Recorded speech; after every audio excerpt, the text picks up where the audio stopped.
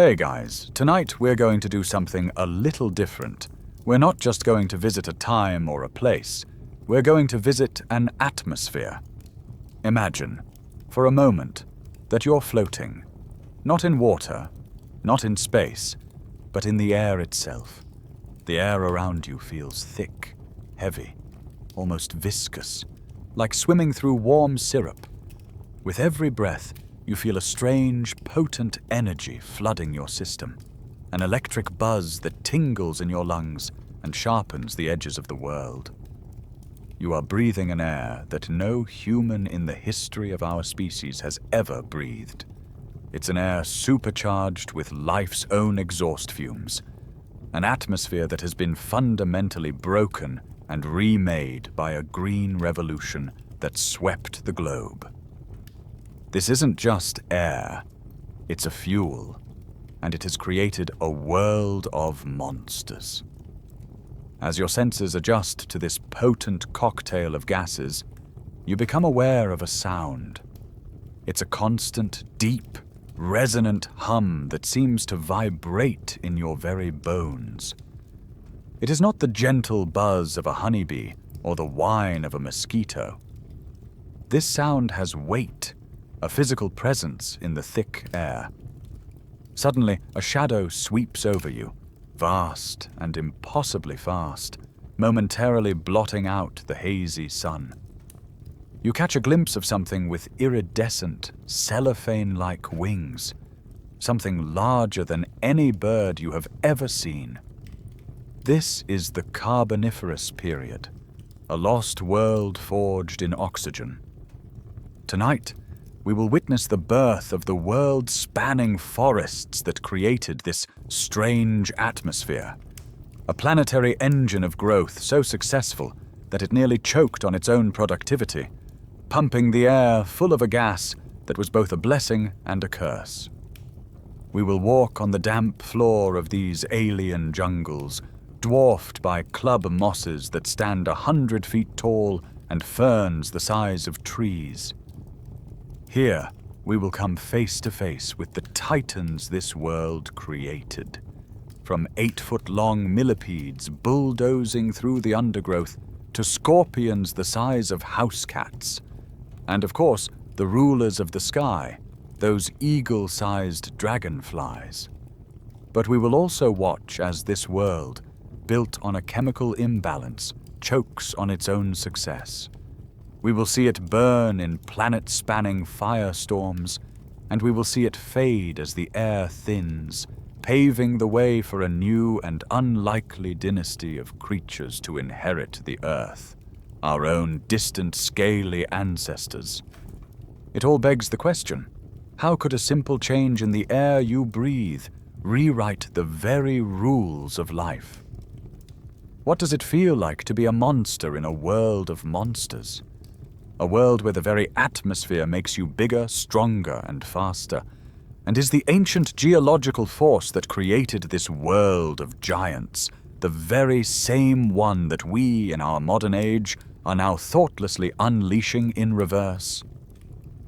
Thanks to the stories written in the fossil record, in the dark seams of coal that are the very bones of this lost world, and our ever-deepening understanding of atmospheric science, we can piece together this forgotten chapter of Earth's history.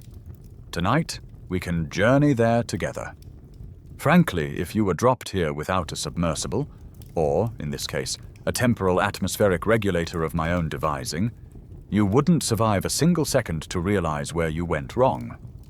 The oxygen concentration would likely send you into a dizzying fit of euphoria before it started to slowly poison you from the inside out.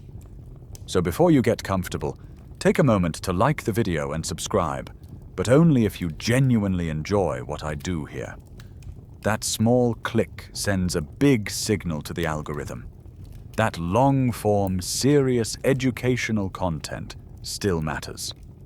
And to me, it's an incredibly meaningful show of support. Thank you so much for helping keep this channel going strong. It always fascinates me to see where you're all tuning in from. Let me know in the comments where you are in the world and what time it is for you. Now, dim the lights, Maybe turn on a fan for that soft background hum, and let's ease into tonight's journey together. Your feet touch the ground.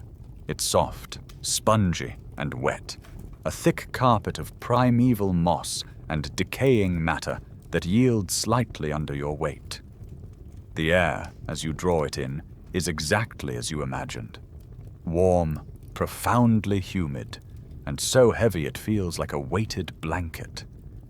There's a scent you can't quite place, a mixture of a modern greenhouse, rotting wood, and the clean, sharp smell of ozone after a thunderstorm.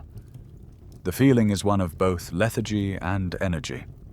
The humidity makes the world feel sluggish, but each breath brings that strange, invigorating buzz. A slight lightheadedness as your blood becomes supersaturated with oxygen. You feel a surge of vitality, a sense that you could run for miles without tiring. But you also feel a deep, cellular unease.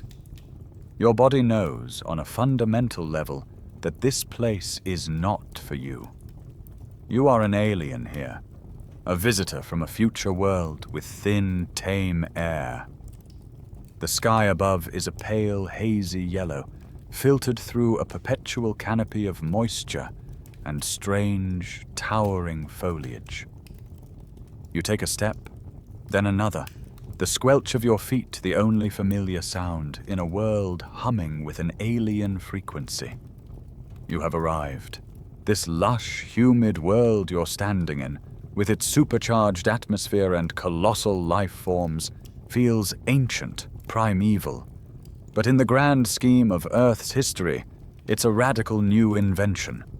The planet wasn't always like this. To understand how this oxygen-drenched paradise came to be, we need to take a small step backward, to a time just before the great forests took hold. Let's allow the scene around you to dissolve, the giant plants receding into ghostly outlines, the thick air thinning to a more familiar, breathable pressure. We are now in the Devonian period, often called the Age of Fishes, an era some 400 million years ago. The world is one of water. The continents are scattered and mostly unrecognizable, forming smaller land masses and supercontinents like Euramerica and Gondwana. Vast, warm, shallow oceans cover most of the planet, and they are teeming with life that is both ferocious and bizarre. This is the reign of the armored fish, creatures like the terrifying Dunkleosteus, a 30-foot-long predator with a head encased in bony plates that acted like a guillotine. The first sharks, sleek and efficient, patrol these waters, and the seafloor is carpeted with trilobites and strange, flower-like crinoids. But the land? The land is a different story. As you stand on the shore of a Devonian sea, the contrast is stark. The land is a desert, not a desert of sand, but a desert of rock and silence. There are no forests, no grasslands, no soil to speak of. For hundreds of millions of years, the continents have been little more than vast, sterile stretches of stone, baked by a sun unfiltered by a significant ozone layer. Life has been trying to conquer this frontier for ages, but it's a hostile environment. The only signs of green are humble, slimy mats of algae and lichen clinging to the rocks at the water's edge, and perhaps some low-lying, carpet-like colonies of mosses and liverworts in the dampest areas. These pioneers face incredible challenges. Out of the water, their bodies are exposed to harsh ultraviolet radiation. The greatest threat is simply drying out, losing their precious water to the air. And most critically, they have no way to stand up against the relentless pull of gravity. Then comes the great breakthrough. It's a chemical invention that will change the face of the planet forever. Its name is lignin. Lignin is a complex, rigid polymer, a sort of natural plastic that plants invent It infuses their cell walls, making them strong and woody. It's a biological secret that allows a plant to build a skyscraper. With lignin, plants can create stems that are not just strong, but also waterproof, a vascular system that can transport water from the ground up to the leaves, defying gravity. This is the key that unlocks the continents. Now, plants can grow tall. They can stand upright, lift their leaves to the sun, and compete with their neighbors for light. This single molecular innovation is the starting pistol for a planetary land rush. Slowly, the first true forests begin to appear. But you must erase the image of the towering Carboniferous jungle from your mind. These first forests are modest, almost humble. They are dense thickets of plants like Archaeopteris.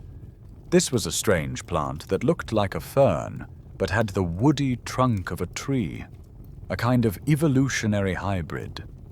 These early tree ferns might have grown 20 or 30 feet high, creating the first real canopy, the first rear shade on the planet's surface. For the first time, there is a place to hide on land, an ecosystem with structure. As you walk through this primitive woodland, you can feel the change. The air is cooler here, damper. A new kind of habitat has been born. And with these first forests comes another critical creation: soil. As these pioneering plants and trees live and die, their bodies fall to the ground. Their roots break up the rock, and their decaying leaves and stems mix with the mineral dust, creating a rich, dark, organic layer. This process is incredibly slow, a thin dusting of soil accumulated over thousands of generations. But it is the foundation for everything to come.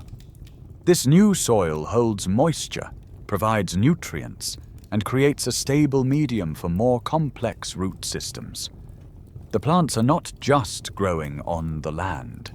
They are creating the very ground that will support their descendants. You are standing at a pivotal moment in Earth's history. Life has finally established a firm, thriving beachhead on the continents. The oceans are no longer the only stage for the great evolutionary drama. The stage is now set, the green actors are in place, and they are about to begin a process of planetary engineering so profound that it will alter the chemistry of the sky itself, setting the scene for an age of giants. The stage for our story isn't just the ground beneath your feet. It's the planet itself. Let's pull your perspective away from the surface, lifting up through the thin Devonian atmosphere until you are floating in the silence of space, looking down upon the Earth. The view is disorienting. The familiar, comforting shapes of our modern world are gone. There is no Africa, no Americas, no Asia. Instead, you see a scattered collection of unfamiliar land masses. There is the vast southern supercontinent of Gondwana, which includes the bedrock of future South America, Africa, Antarctica, Australia, and India. To the north are the smaller continents of Laurentia, North America, and Baltica, Northern Europe. They are adrift on a global ocean, separated by vast tracts of water. But they are not still. They are in motion, participating in a slow, inexorable dance that has been going on for billions of years. This is the grand ballet of plate tectonics. You watch as if time were compressed, as these continents begin to converge. Pushed by the unseen churning of the Earth's mantle, Laurentia and Baltica slowly collide, their coastlines crumpling to form a larger continent called Euramerica. Then, this new landmass begins its majestic, slow-motion drift southward, while the colossal Gondwana inches its way north.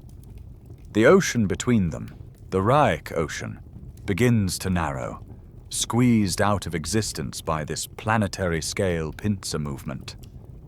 This is a collision happening at the speed of growing fingernails, but with the force of 1 billion nuclear bombs. Where the continental plates meet, the crust buckles, folds, and thrusts upwards, giving birth to massive mountain ranges in a process geologists call an orogeny. The mountains being born below you will one day become the Appalachians of North America and the Variscan Mountains of Europe. Today, they are young, jagged, and Himalayan in scale. Now, focus your attention on the region where this collision is happening. It's all taking place around the Earth's equator, the warmest part of the planet. As these colossal new mountain ranges rise, they create a formidable barrier to the planet's weather systems.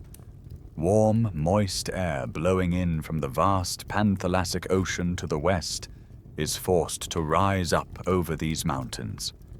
As it rises, it cools, and it dumps its moisture as torrential, near-constant rainfall on the coastal side. What you have just witnessed is the creation of a planetary-scale greenhouse. You have built a vast, continent-spanning basin, walled in by mountains sitting directly on the equator and subjected to endless rain. The result is the largest swamp the world has ever known. This isn't a single river delta or a coastline. It is a humid, tropical belt thousands of miles long, a continuous ribbon of warm, wet, marshy lowlands. It is the perfect planetary-scale incubator for an explosion of plant life. Geologists and paleontologists still argue over the precise speed and sequence of these tectonic collisions. Was it a single, continuous process, or did it happen in fits and starts? Which part of Gondwana hit Euramerica first? These details are the subject of ongoing scholarly debate, pieced together from the magnetic signatures in ancient rocks and the distribution of fossils. But while the minutiae are debated, the grand outcome is undisputed. For the first time in Earth's history, there was a vast, stable, and perfectly hospitable zone for plants to conquer on an unprecedented scale. The geological stage is now fully set. Let's descend from our orbital viewpoint back through the clouds that perpetually shroud this region and land softly within one of these nascent swamps. The air that greets you is thick, warm, and so saturated with moisture it feels like you could drink it. The sky is a uniform, pearly gray. The world is a place of standing water, dark soil, and eternal dampness. The silence is profound, but it is the silence of anticipation, the quiet of a fertile world waiting for the seeds of a green empire to take root and consume it. You take a step forward, leaving the edge of the swampy clearing and entering the forest proper. A deep green twilight immediately envelops you.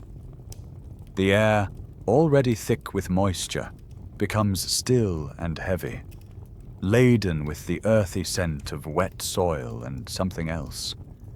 A strange, slightly resinous odor you don't recognize. Any sense of familiarity you might have with a terrestrial forest vanishes in an instant. This place is utterly alien. There are no flowers to give a splash of color, no sweet perfume of blossoming trees. There are no fruits, no pine needles crunching underfoot, no broad, familiar leaves of oak or maple. And most unnervingly, there is no bird song. The silence is a deep, architectural one, the sound of a world without singers. Your gaze is drawn upward, and you have to crane your neck to see the canopy. But these are not trees in any sense, you understand. The dominant pillars of this forest are the lycopsids, primarily a genus called Lepidodendron, the scale tree. They soar to heights of over 100, sometimes 130 feet, but their trunks are not covered in bark. Instead, they are coated in a mesmerizing diamond-shaped pattern.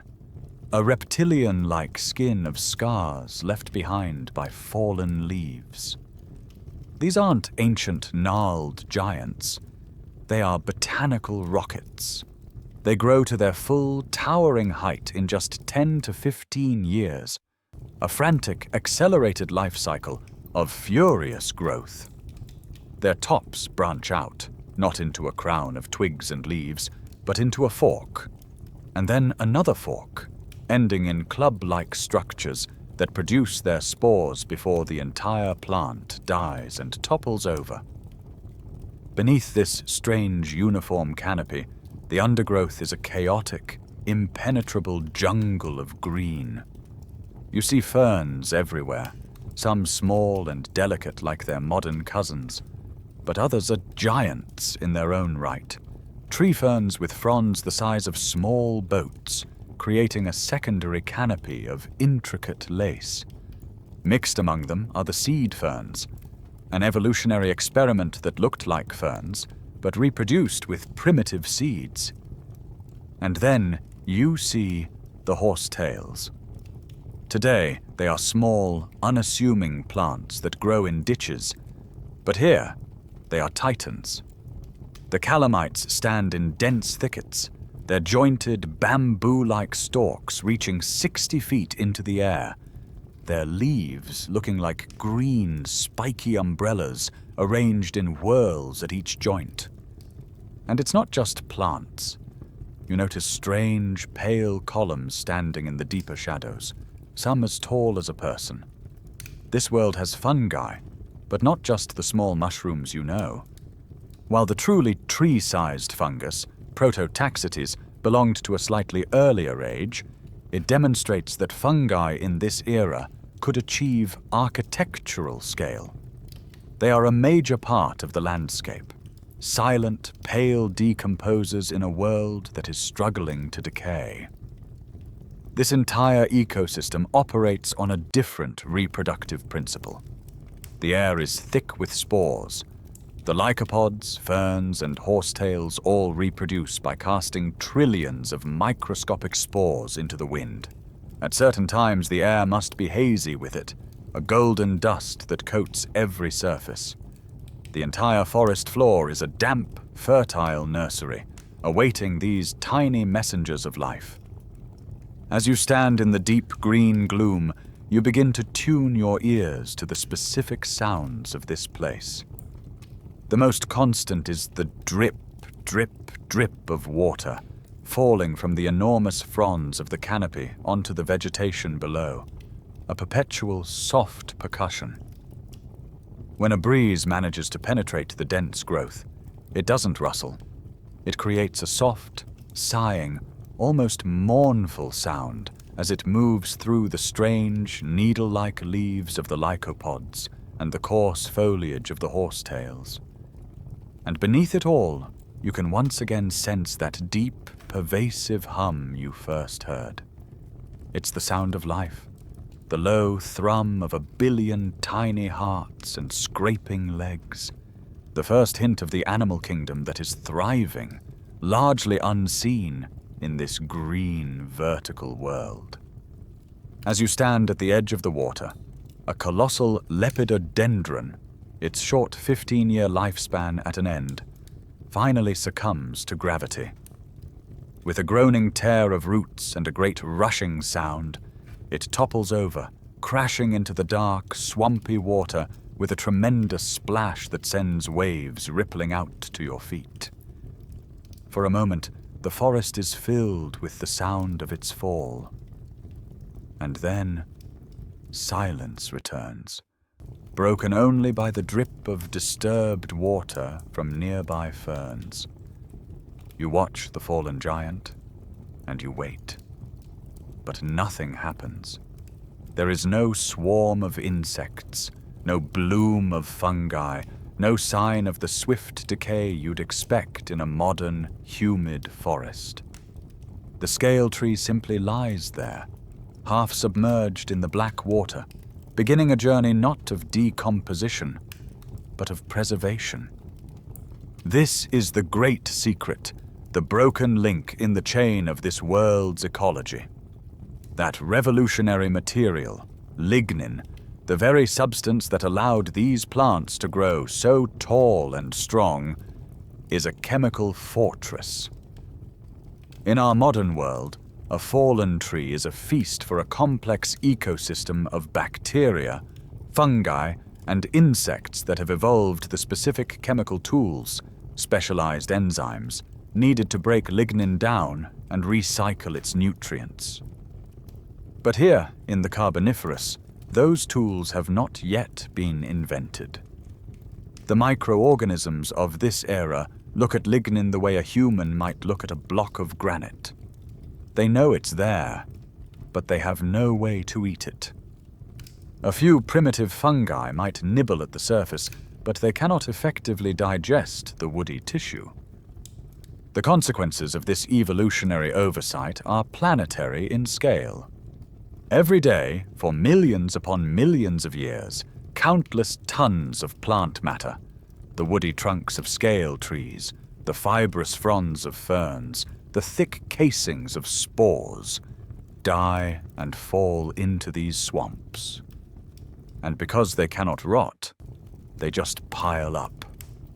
The swamp becomes a graveyard where nothing is ever truly buried.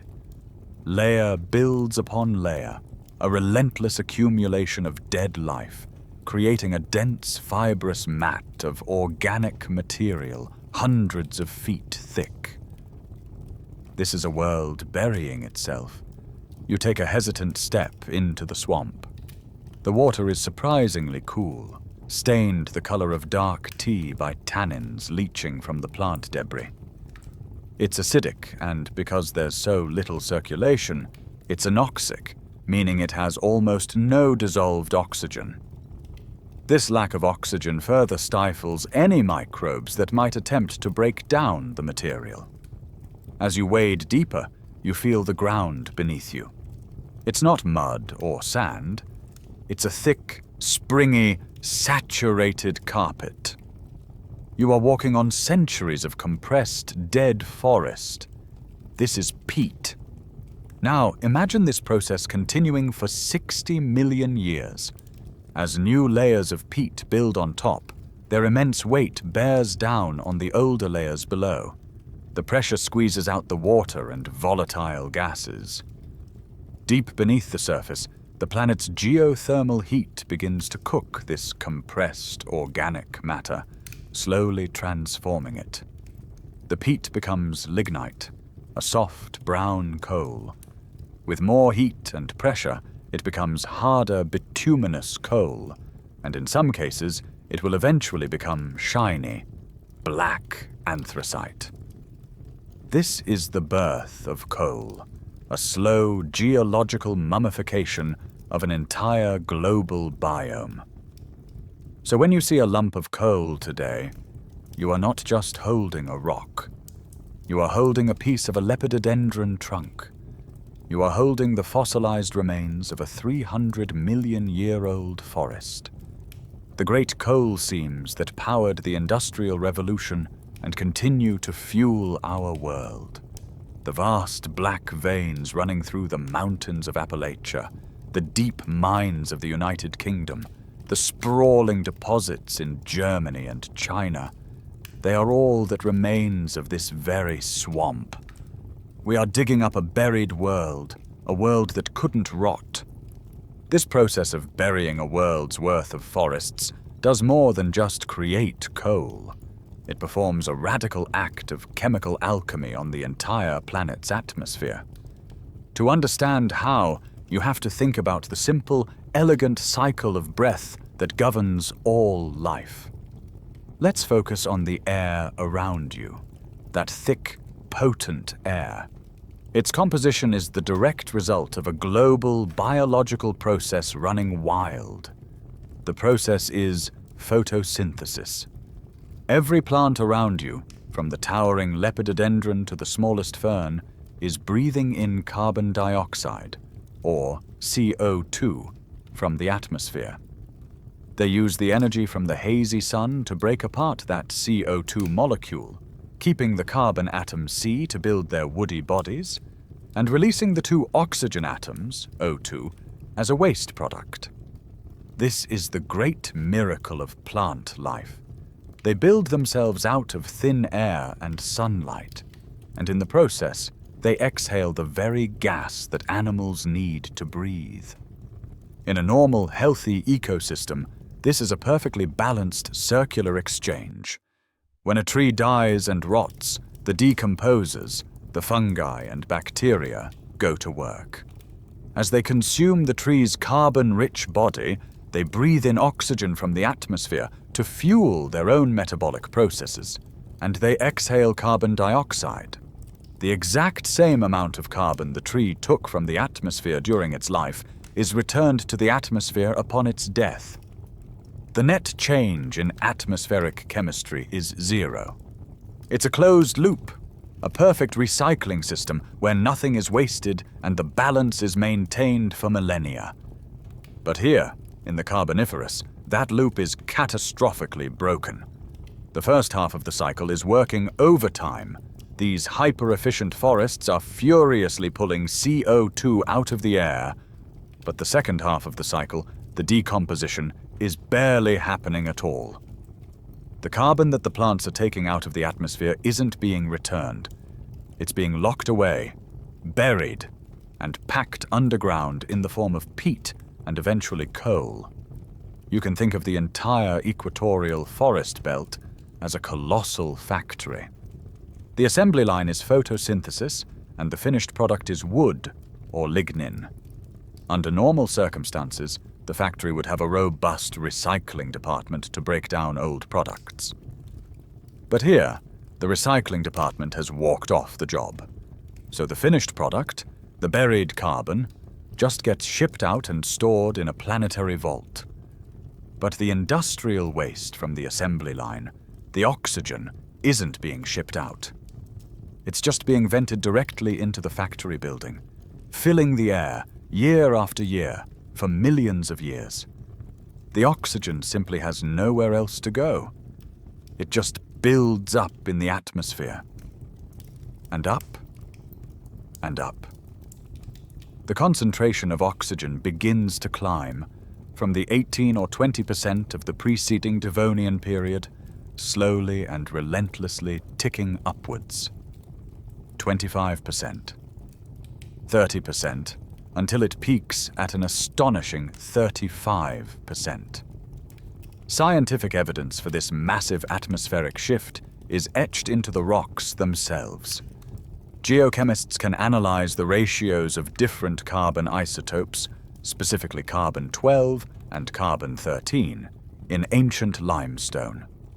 Plants prefer the lighter carbon-12, so when vast amounts of plant matter are buried, the atmosphere and oceans are left with a higher concentration of the heavier carbon-13, a distinct chemical signature of this great burial event.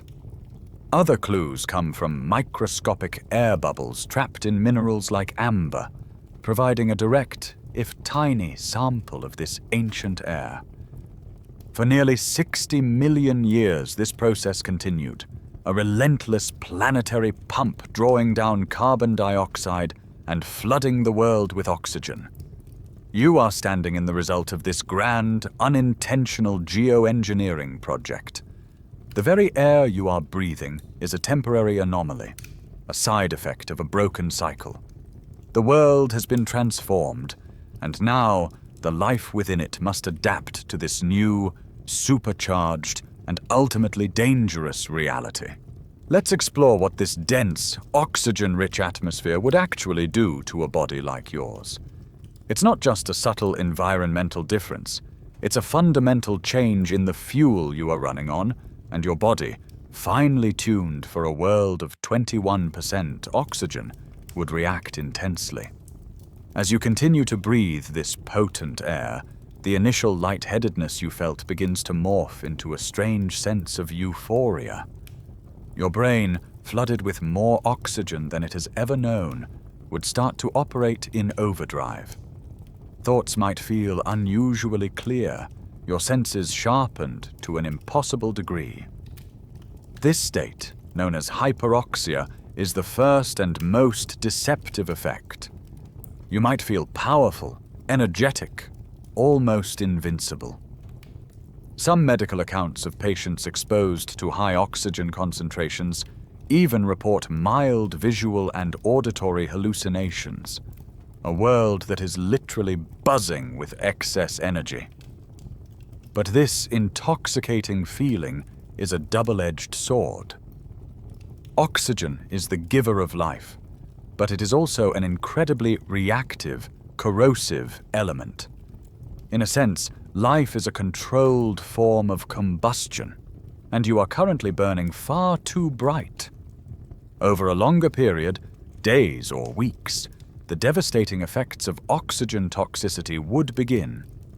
The excess oxygen would create a firestorm of highly reactive molecules called free radicals within your cells. These microscopic wrecking balls would careen through your body, damaging cell membranes, scrambling proteins, and, most critically, corrupting your DNA.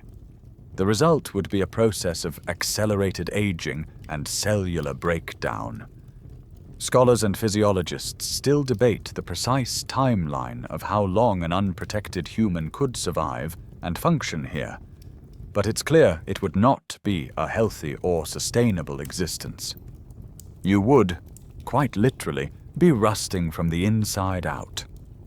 In the short term, however, your metabolism would be running in the fast lane. Every process in your body would be supercharged. If you got a cut, it would likely heal at a noticeably faster rate. Your muscles, saturated with oxygen, would have almost limitless stamina. You could run, climb, and fight with a ferocity and endurance that would feel superhuman. But this comes at a profound cost. Your body would be burning through its resources at an incredible rate. You'd be consuming calories faster, aging faster, living a shorter, more intense life. You are a candle burning at both ends, a brilliant flame that is destined to burn out quickly. Beyond the biological effects, the very physics of the world around you would be different. The air isn't just richer in oxygen, it's denser.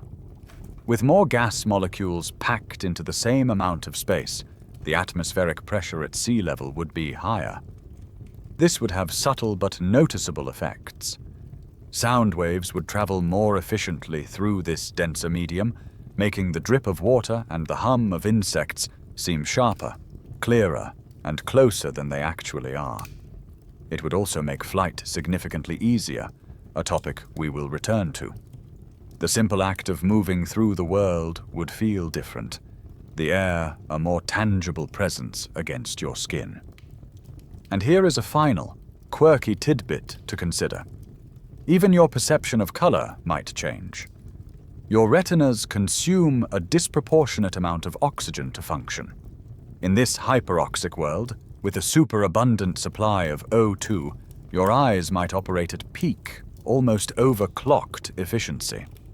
The greens of the giant fern fronds, the rich dark browns of the wet peat, and the strange scaly patterns on the lepidodendron trunks could appear impossibly vibrant and saturated.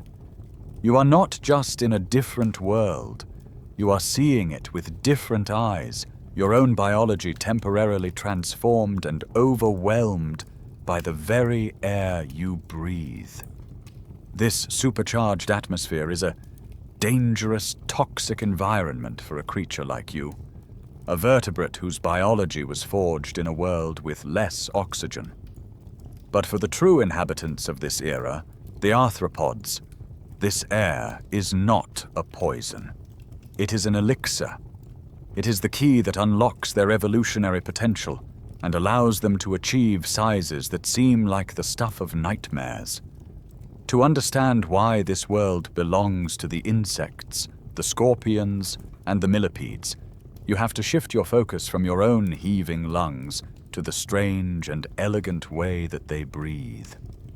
Let's first consider your own body. When you take a breath, you are pulling air into two large, spongy sacs called lungs. Inside your lungs, millions of tiny air sacs, or alveoli, transfer oxygen to your blood. Your blood, rich with red blood cells, then acts as an active delivery service. Your heart pumps this oxygenated blood through a vast network of arteries and capillaries, ensuring that every single cell in your body, from the tip of your toe to the root of your hair, gets the oxygen it needs to function.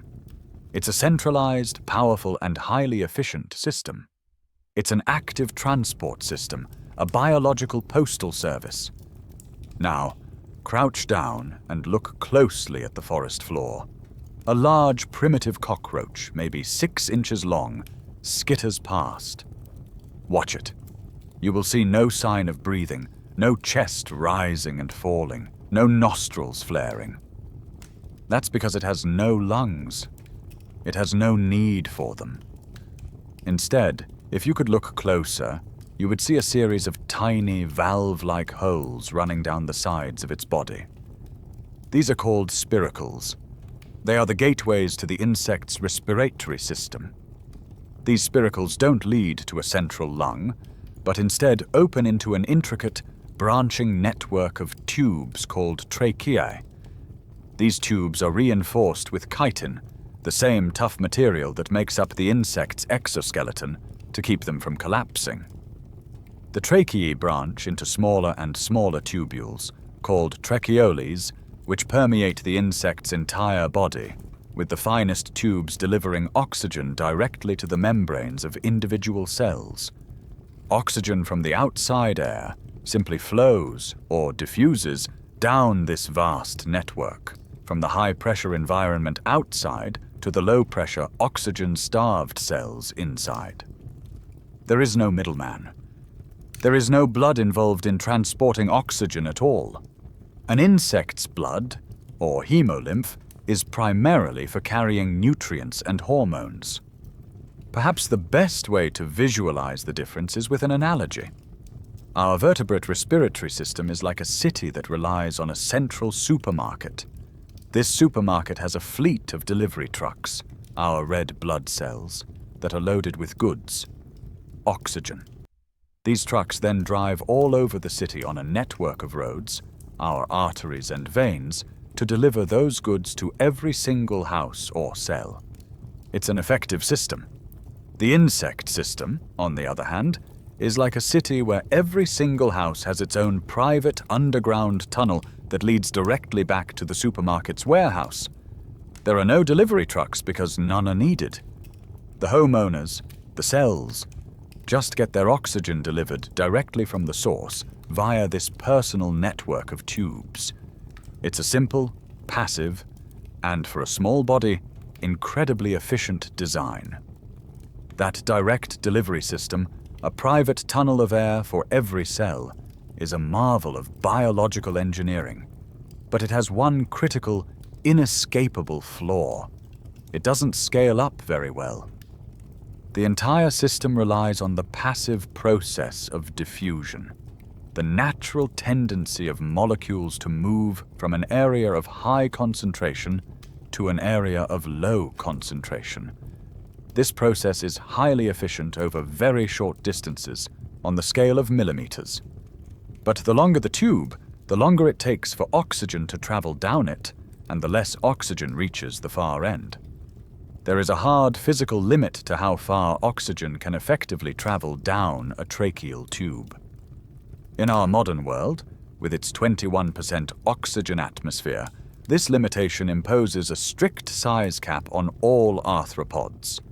It's the primary reason you don't see beetles the size of cars or ants the size of dogs. If an ant were to grow to that size, its outermost cells, close to the spiracles, would get plenty of oxygen.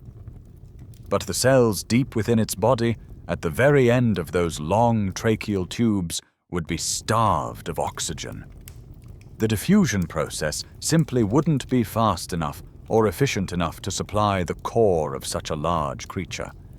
It would suffocate from the inside out, its own mass becoming its tomb. This is the invisible, atmospheric cage that keeps the insect world small. Every insect you have ever seen is pushing up against the boundaries of what is possible in our modern air. But as you stand here in the Carboniferous, that cage has been unlocked and thrown wide open. The game has completely changed. The air you are breathing isn't 21% oxygen, it's 35%. That's a 66% increase in the concentration of breathable oxygen. This dramatically alters the physics of diffusion through a concept known as partial pressure. Think of it like water pressure in a pipe. If you have a water tank that's only a little bit full, the water that comes out of the attached hose only trickles out. But if you fill that tank to the very brim, the increased pressure forces the water through the hose with much greater speed and force. The same principle applies here. With so many more oxygen molecules packed into the outside air, the pressure gradient between the atmosphere and the insect cells is incredibly steep. This higher pressure pushes oxygen down the tracheal tubes with far greater force and efficiency. The effective reach of the diffusion system is dramatically extended. A tracheal tube that could only supply oxygen for, say, 1 inch in a 21% oxygen world might now be able to effectively supply oxygen for 2 or even 3 inches. Suddenly, the old limitations evaporate. A larger body is no longer an automatic death sentence. An insect can now grow twice or even 3 times as large, and its respiratory system can still keep up, delivering that vital, energy-giving oxygen to every last cell in its body. The evolutionary door that was once firmly shut and bolted has just been kicked off its hinges. The size barrier is not just broken, it's been utterly shattered. The stage is now set for the evolution of giants. The only remaining question is, what kind of monsters will come crawling and flying through that open door? Having understood the secret of this world's giants, you now lift your gaze from the damp forest floor and look up towards the hazy yellow sky. For the entirety of Earth's history up to this point, for more than 3 billion years, this realm has been empty. It has been a vast, silent highway of winds and clouds, an open frontier utterly devoid of life. But that is no longer true. The air is now alive. It is filled with a constant, gentle traffic of fluttering and droning, the sound of the planet's first, and for now only, aviators. These are the insects, the first living things to ever break the bonds of gravity and conquer the sky. And thanks to the supercharged air, they are doing so on a spectacular scale. Drifting into view through a gap in the canopy is a magnificent creature, a Paleodictyoptera. It's a member of an entire order of insects that thrived in this era, but has long since vanished. At a glance, it might look a bit like a dragonfly, but as it gets closer, the differences are clear. This one is enormous, its 2 pairs of intricately veined, transparent wings spanning nearly 20 inches. But what's truly strange is the feature that sets its kind apart from any insect alive today. Just behind its head, on the first segment of its thorax, it sports a third, smaller pair of wings, or winglets. The purpose of these extra aerodynamic surfaces is a mystery that entomologists and paleontologists still debate. Were they stabilizers, helping to control its flight like the canards on a modern jet fighter? Were they simply ornamental, used for display to attract mates? Or were they a primitive evolutionary leftover from an ancestor with even more wings? We may never know for sure, but they mark these creatures as truly alien pioneers of flight. Despite its intimidating size, this is a gentle giant. You watch as it gracefully lands on the stem of a large fern, its long legs barely seeming to touch the plant. Its mouthparts are not the fearsome jaws of a predator, but are instead fused into a long, sharp proboscis, like a giant hypodermic needle. It carefully pierces the outer layer of the plant stem and begins to sip the sugary sap flowing within. They were the colossal hummingbirds, or butterflies of the Carboniferous, peacefully drifting from plant to plant, a vital part of the ecosystem, but a threat to nothing but the vegetation. Their flight, and the flight of all insects of this age, is made possible not just by their supercharged metabolisms, but by the very air they are moving through. Remember, the air here is denser. That density means that with every flap of its wings, the insect is pushing against a more substantial medium. This provides significantly more lift. It's the difference between trying to swim in water versus trying to swim in thin air. This extra lift is crucial, as it allows for larger, heavier bodies and less refined, less efficient wing designs to still achieve stable flight. These are the pioneers, inventing the rules of aerial locomotion from scratch, and the forgiving soupy atmosphere is their training ground. For now, the air is their kingdom. The vertebrates are still bound to the water and the land. For millions of years, the insects will have this new dimension, this entire upper half of the world, all to themselves. They are the undisputed masters of the sky.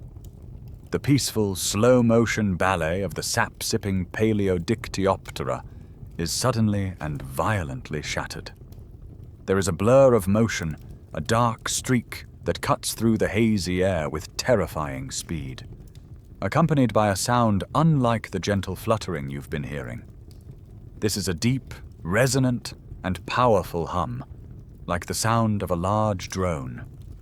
The gentle giant you were watching is snatched from its perch in a chaotic explosion of motion. The predator, a creature of breathtaking size and ferocious grace, banks sharply and vanishes back into the dense canopy. You have just witnessed a hunt, executed by the undisputed king of the Carboniferous skies, Meganeura. This is the creature that embodies the gigantism of this age. While it's often called a giant dragonfly, it and its relatives technically belong to an extinct order called the Meganisoptera, or more evocatively, the griffinflies. And they were giants in every sense of the word. The specimen you just saw, Meganeura moni, had a wingspan of up to 28 inches, over 2 feet, making it the largest known flying insect of all time. Its body was over a foot long, a thick, muscular fuselage built for power and speed. This was not a passive drifter. It was an apex predator, the T-Rex of its domain. Its design is a masterpiece of aerial hunting. Like modern dragonflies, its 2 pairs of wings could beat independently. This gave it incredible flight control, allowing it to hover motionless in midair, fly straight up, down, or even backward, and execute hairpin turns at high speed. Its head was dominated by 2 enormous compound eyes, each made up of thousands of individual hexagonal lenses. These eyes gave it a near 360-degree field of vision, a mosaic of images that was exquisitely sensitive to the slightest movement. It saw its world in a different kind of resolution, able to track the path of a potential victim with terrifying accuracy. And then there was its primary weapon. Its 6 legs, far from being delicate, were long, powerful, and lined with sharp, unforgiving spines. It didn't hunt with its mouth. Instead, it held its legs forward during flight, forming a spiky, basket-like trap. It would simply fly into its prey at high speed, scooping it out of the air and caging it in this inescapable grip. Only then would it use its powerful, serrated mandibles to dismember and devour its victim, often without even needing to land. Let's follow one for a moment. It hangs motionless in a sunbeam, a living jewel of iridescent chitin, its wings a blur. Its massive eyes scan the air. It spots a smaller insect, perhaps a large mayfly, fluttering 100 feet away. In an instant, it is a missile. It accelerates with a speed that seems impossible, closing the distance in a heartbeat. There is no chase, no struggle. There is only the interception. The Meganeura adjusts its flight path with minute twitches of its wings, its legs extended. The moment of impact is a brief, violent collision, and then the griffinfly is soaring upwards, its prize already being consumed. There is nothing else in the air that can challenge it, nothing that can escape it. For millions of years, this creature was the definition of aerial supremacy, a perfect hunter born from a perfect storm of atmospheric and evolutionary opportunity. While the great griffinflies rule the skies, a different kind of giant stakes its claim on the dark and cluttered forest floor. Your attention is drawn away from the canopy by a rustling in the thick layer of damp, decaying fronds and bark at your feet. It's a heavy sound, a deliberate scraping. As you watch, a section of the leaf litter seems to rise up, and you realize you are looking at the armored back of something truly nightmarish. It is Pulmonoscorpius kirktonensis, a name that means breathing scorpion, and it is emerging from its hiding place. The scale is unnerving. This creature is nearly 28 inches long, the size of a large house cat, making it one of the largest arachnids to have ever existed. Its segmented body is covered in a thick, polished-looking exoskeleton that gleams a slick, dark brown in the dappled greenish light of the forest. It moves with a slow, ponderous confidence, a walking tank that knows it has little to fear. Its name, Pulmonoscorpius, is actually a bit of a misnomer. It was once thought to have lung-like organs, but like other scorpions, it breathed using book lungs, layered structures that still benefited immensely from the oxygen-rich air. Your eyes are drawn to its formidable weaponry. At the front, it brandishes a pair of enormous pincers, or pedipalps. These are not the slender, delicate claws of some modern scorpions. They are thick, powerful instruments of crushing force designed to seize and immobilize large prey. But the true terror is its tail. A long, segmented post-abdomen, thicker than your wrist, arches menacingly over its back, tipped with a huge needle-sharp telson, or stinger. Scientists still debate the exact potency of its venom. It's a fascinating question in paleontological circles. Given its sheer size and the crushing power of its claws, it's possible it didn't need a highly toxic, fast-acting venom like smaller scorpions do.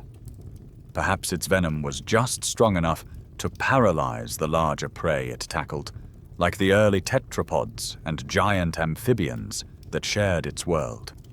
In any case, the stinger itself was large enough to be a fearsome, piercing weapon on its own.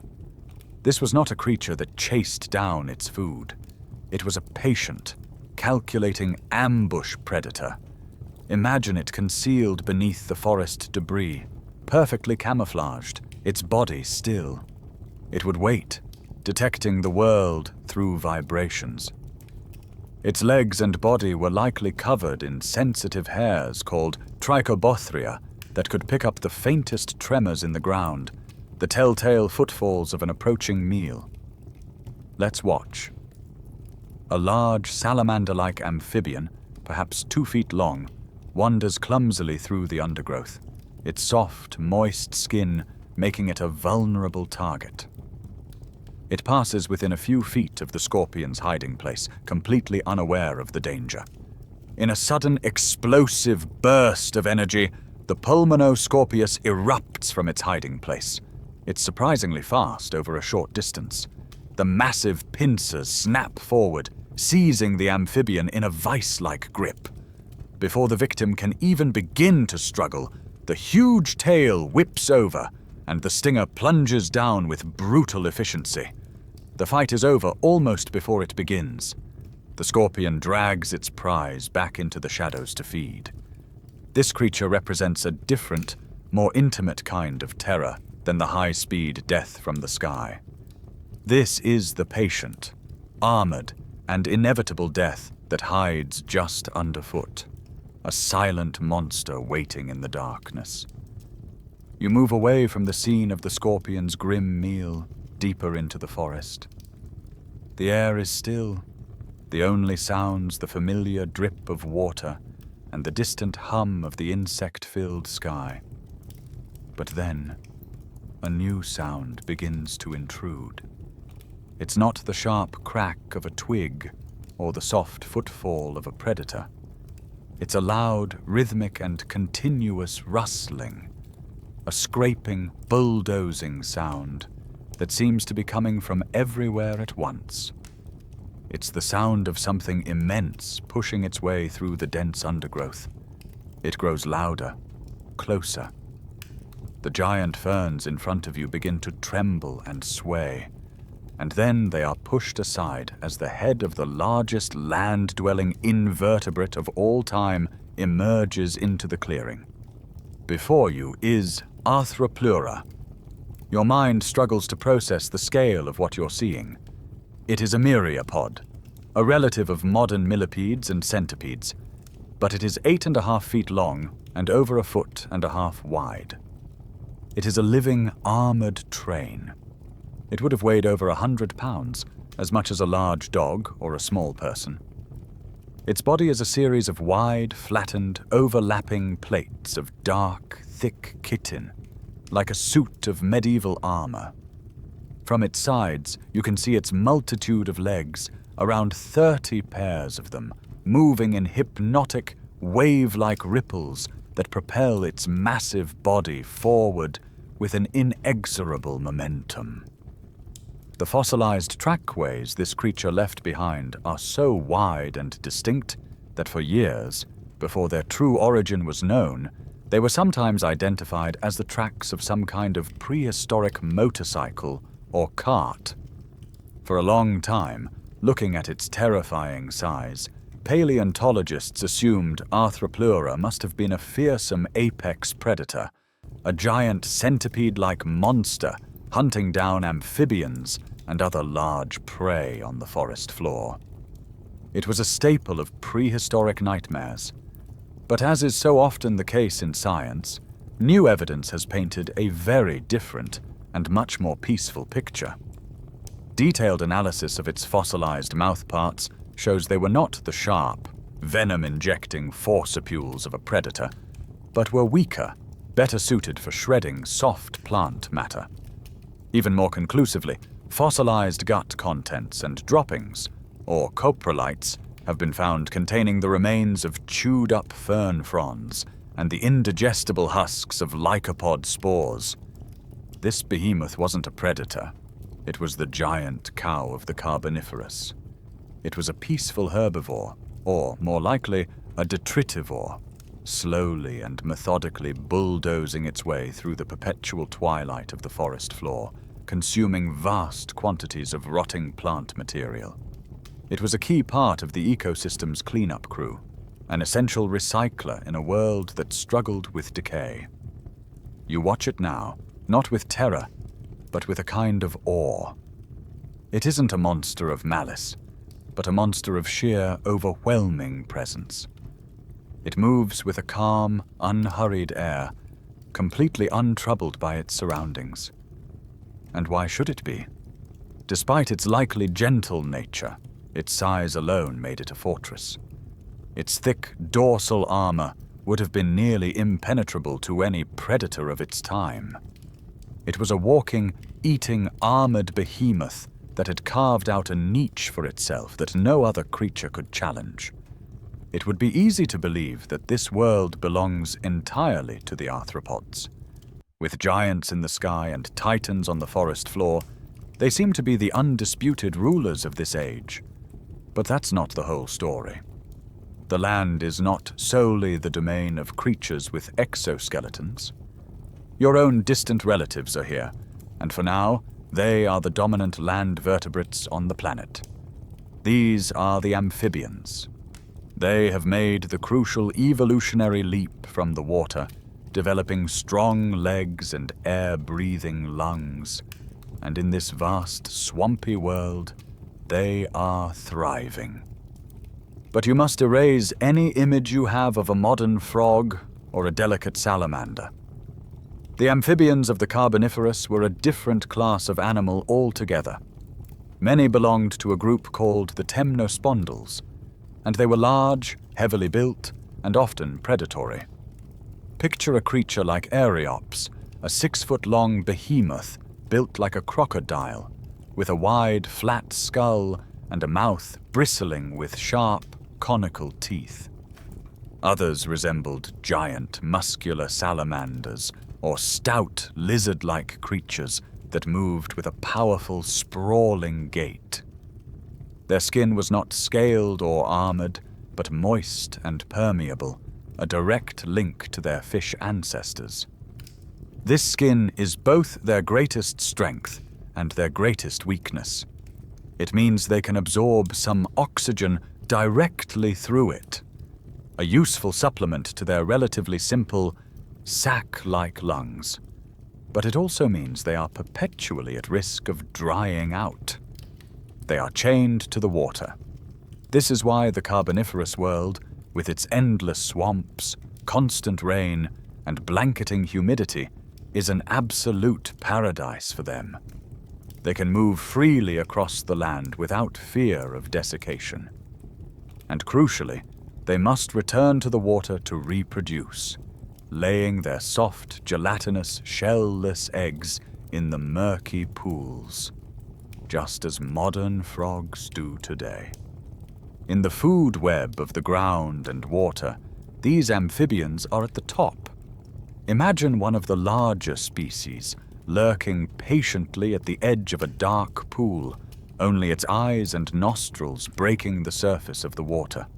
It lies in perfect stillness, a living log of muscle and teeth, waiting for a large fish to swim by, or for a smaller, more careless amphibian to come to the water's edge to drink. Then, in a sudden, explosive lunge, its powerful jaws snap shut. They are the crocodiles of their day, the apex predators of the wetlands. However, they are locked in a fierce evolutionary arms race. While a fully grown 6-foot amphibian might be the biggest predator in its immediate vicinity, it is by no means invincible. A large Pulmonoscorpius could easily ambush and kill a juvenile or even a medium-sized adult. The amphibians are also completely earthbound. The entire realm of the air, conquered by the insects, is a world they can see but never touch, a source of danger from above that they have no defense against. This sets up the great central conflict of the age. On one side, you have the sprawling, successful, but fundamentally water-dependent amphibian dynasty, the old guard of vertebrates making their first serious claim on the land. On the other, you have the explosive, adaptable, and utterly alien arthropod empire, whose mastery of the supercharged air has allowed them to achieve a level of dominance they will never see again. The stage is set for a silent, multi-million-year war between two competing visions of life. You follow the path of a slow-moving stream as it winds through the forest, widening until it opens into a large, still pool of black water. The surface is slick and undisturbed, reflecting the alien canopy above. In this quiet, aquatic world, we can meet a creature that became a monster of legend in our own time, but for all the wrong reasons. This is the home of Megarachne. For decades, this animal was famous, or rather infamous, as the largest spider that ever lived. The first fossil discovered in Argentina in 1980 was incomplete, showing a large carapace and other features that led paleontologists to reconstruct it as a terrifying dinner-plate-sized tarantula. It fueled the nightmares of arachnophobes everywhere, and even served as the inspiration for the giant, car-sized spiders in the Harry Potter films. But science is a story of correction. Years later, a more complete specimen of the same creature was discovered. When scientists could finally see the whole picture, the truth was revealed. Megarachna was not a spider at all. It was a eurypterid, one of the so-called sea scorpions, distant aquatic relatives of modern arachnids. And while most of its kind lived in the ocean, Megarachne had adapted to the freshwater swamps and pools of the Carboniferous. It was certainly large and imposing, growing to over 20 inches in length, but it wasn't the hairy, eight-eyed monster of popular imagination. You watch as one now stirs from the muddy bottom of the pool. It is a flattened, heavily armored creature, using a pair of paddle-like legs to move through the water. It was not an active hunter of large prey. Instead, it was a bottom dweller, a sweep feeder. It used a pair of large, rake-like appendages at its front to sift through the soft mud and decaying leaf litter, stirring up and grabbing any small crustaceans, worms, or other invertebrates it could find. It was less of a terrifying monster and more of a giant, armored pond cleaner. So, were there true spider-like creatures in these forests? Absolutely. But they were not giants. As you turn away from the pool, you spot a different kind of arachnid scurrying across a piece of rotting scale tree bark. This is a trigonotarbid. At a glance, it looks very much like a spider. It has 8 legs and a familiar predatory posture. But it belongs to an extinct group that, while closely related, had some key differences. Its abdomen was distinctly segmented, unlike the fused abdomen of a true spider, and most importantly, it could not produce silk. There were no webs in this ancient forest. These trigonotarbids were small, only an inch or two long, but they were formidable and important predators within their own miniature ecosystem. Their bodies were covered in thick, bumpy armor plates, making them look like tiny walking castles. You can imagine them as nimble hunters, actively stalking the other small, soft-bodied invertebrates that crawled through the leaf litter, primitive insects, worms, and mites. They are a crucial reminder that while this was an age of giants, not everything was gigantic. The story of the Carboniferous is not just about the record breakers. It's about the intricate web of life they were a part of, an entire ecosystem of creatures big and small, each adapted to its own niche in this strange high-oxygen world. For a moment, let's stop moving. Let's just stand here, in the deep green twilight of the Carboniferous forest, and listen. Close your eyes and let the soundscape of this lost world wash over you. So much of our understanding of a place is tied to its sounds, and the symphony of this era is unlike any other in Earth's history. The goal here is not just to see the past, but to hear it.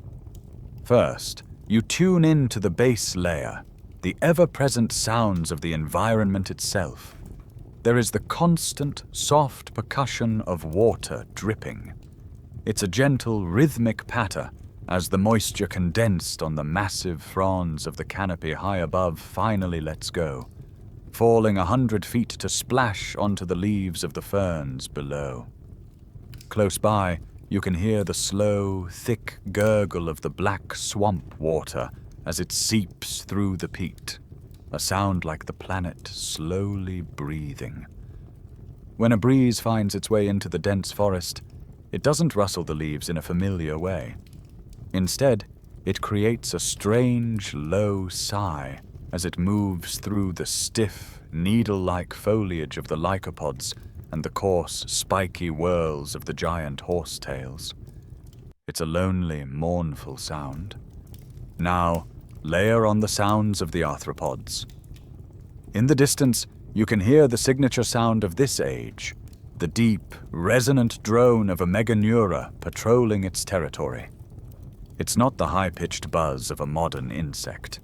It's a powerful, low-frequency hum that you feel in your chest as much as you hear with your ears, the sound of a living engine.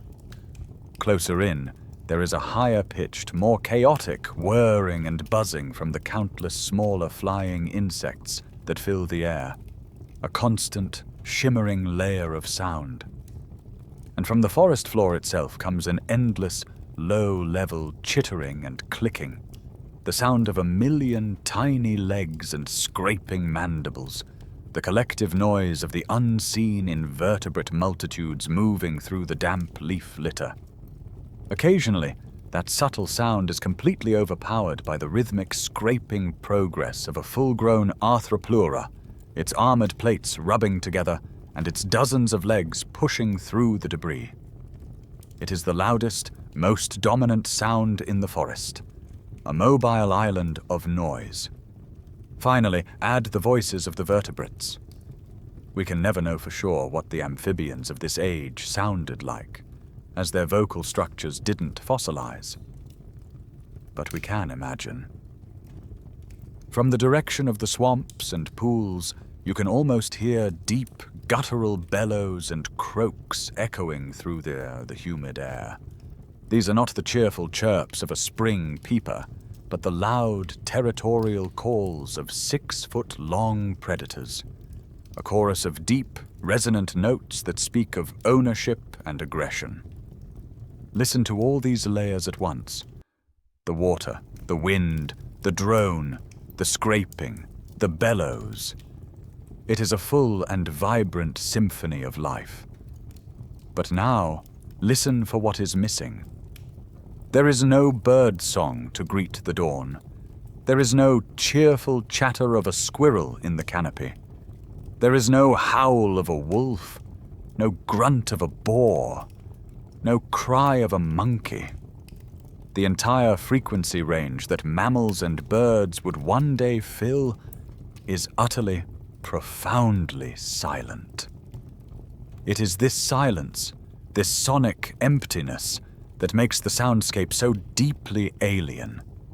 It is a world that is both full and empty at the same time, a rich and complex symphony with half the orchestra missing. To truly understand this world, you have to see it in motion. Let's stay here, hidden in the shadows, and watch the passing of a single day, from one hazy dawn to the next. This is how the ecosystem breathes. Dawn breaks not with a brilliant sunrise, but with a slow, pearlescent brightening of the thick cloud cover. Heavy mists formed overnight cling to the surface of the swamps and weave between the trunks of the scale trees, muffling all sound. In the upper branches of a towering tree fern, a meganeura sits motionless, its enormous wings beaded with dew. It is a solar-powered engine, and it must wait for the weak sunlight to warm its flight muscles. As the air warms, the forest begins to stir. Smaller, sap-sipping insects, like the Paleodectyoptera, are the first to take flight, their delicate wings carrying them unsteadily through the thick, misty air. On the ground, the great Arthropleura, which has spent the night coiled in a shallow burrow, begins to uncurl its massive body, ready to begin its daily, relentless search for food. Midday is the peak of activity. The sun is at its highest, though it remains a pale, hazy disk in the sky. The mists have burned off, and the air is alive with the hum and buzz of 1 billion insects. The meganeura is now in its element. a terrifyingly efficient hunter patrolling the canopy. It streaks through the air, its compound eyes catching every flicker of movement as it snatches smaller insects from the sky. Below, the forest floor is a world of slow, deliberate motion. The Arthropleura moves like a living bulldozer, pushing through the undergrowth, its mandibles methodically shredding the soft, decaying husks of fallen spore cones.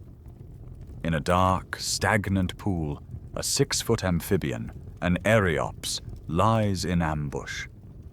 It has been motionless for an hour, a log of patient muscle. When a large, lungfish-like creature swims too close to the surface, the amphibian explodes from the water, its massive jaws closing with a dull, wet clap. Dusk brings a change in the light and the sound. The hazy sun begins to sink, casting the forest in long, green-tinted shadows. The air cools slightly, and the humidity seems to intensify. The daytime flyers, including the great Meganeura, seek shelter for the night, settling on high fronds where they will be safe from ground-based predators. The constant chaotic buzzing of the day softens, replaced by a different set of sounds. The night shift is clocking in, from its deep burrow beneath the roots of a horsetail thicket. A full-grown Pulmonoscorpius emerges. It is hungry. The territorial bellows of the daytime amphibians fade, replaced by the higher-pitched, perhaps more frantic calls of smaller, nocturnal species. Night in the Carboniferous is absolute. With no moon able to penetrate the thick cloud and canopy, the darkness on the forest floor is profound and impenetrable. Yet it is far from silent or still. The scorpion moves through this blackness with unnerving confidence.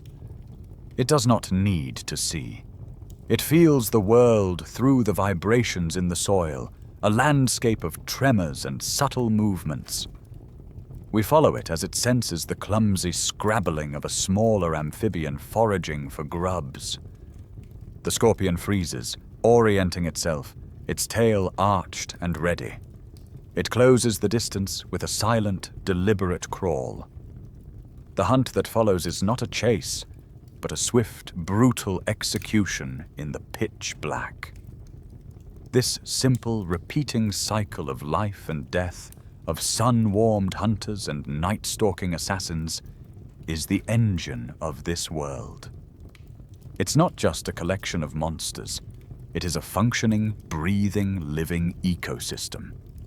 We have watched the animals, the hunters and the hunted, as they live out their frantic, energetic lives.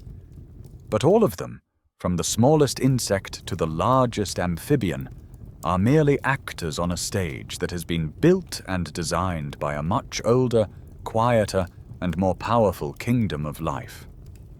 For this section, let's shift our perspective entirely. You are no longer an observer. You are the forest. Imagine for a moment that your consciousness inhabits a single lepidodendron, a scale tree, from its germination to its death.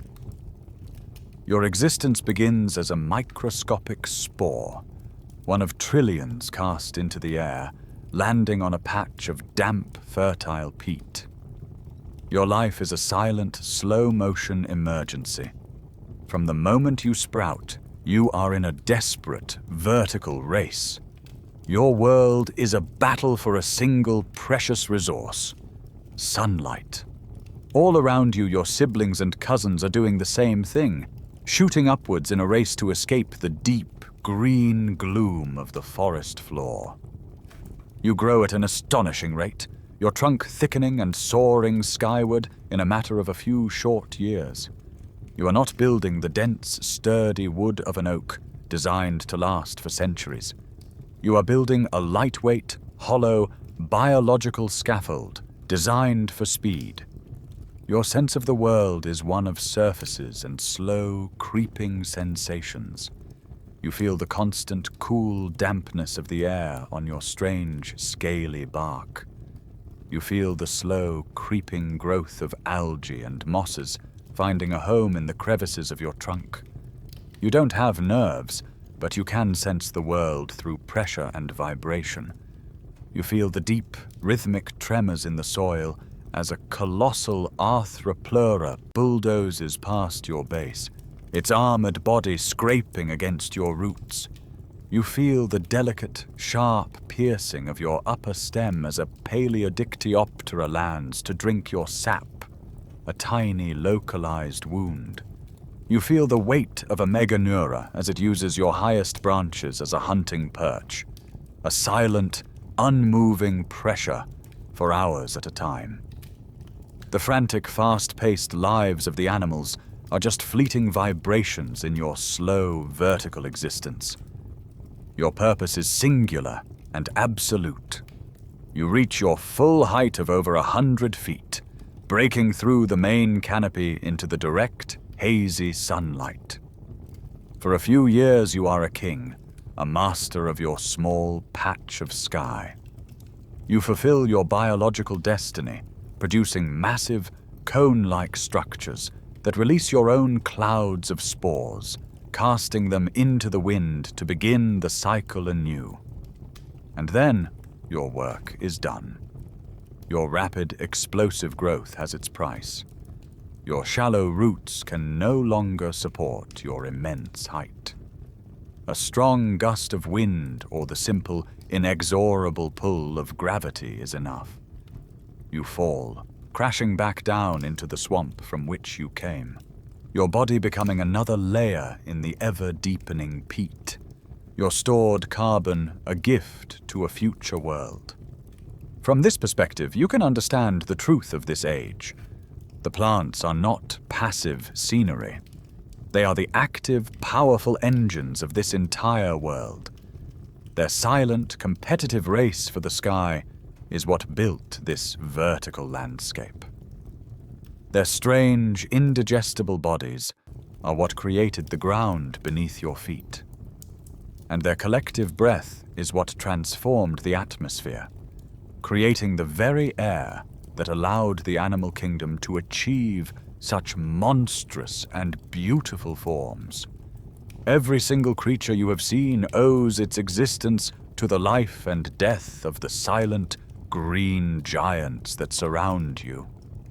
You now understand the forest as a living engine, a silent, green architect of the very air.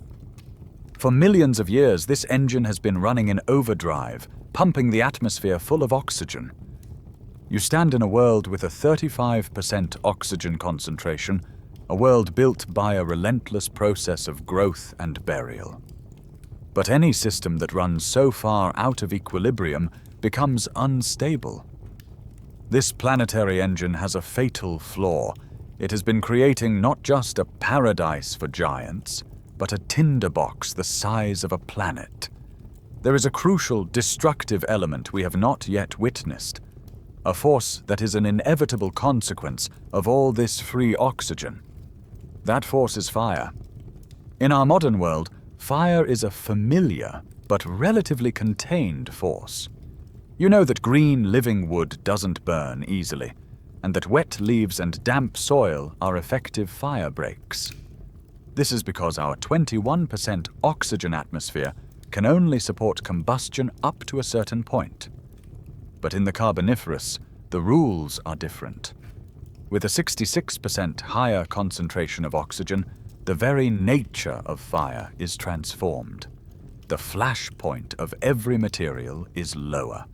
Things that would smolder in our world will ignite. Things that would burn in our world will explode. Green, living leaves can catch fire. Wet, soggy wood can sustain a flame. A fire in this environment is not a creeping threat. It is an explosive, all-consuming catastrophe. The trigger for such a catastrophe is never far away. The hot, humid climate of the equatorial belt is a perfect breeding ground for powerful thunderstorms. You see one brewing now, the hazy yellow sky darkening to a bruised purple gray. The air grows still and heavy, and then a flicker of light, followed by a ground-shaking crack of thunder that echoes through the forest.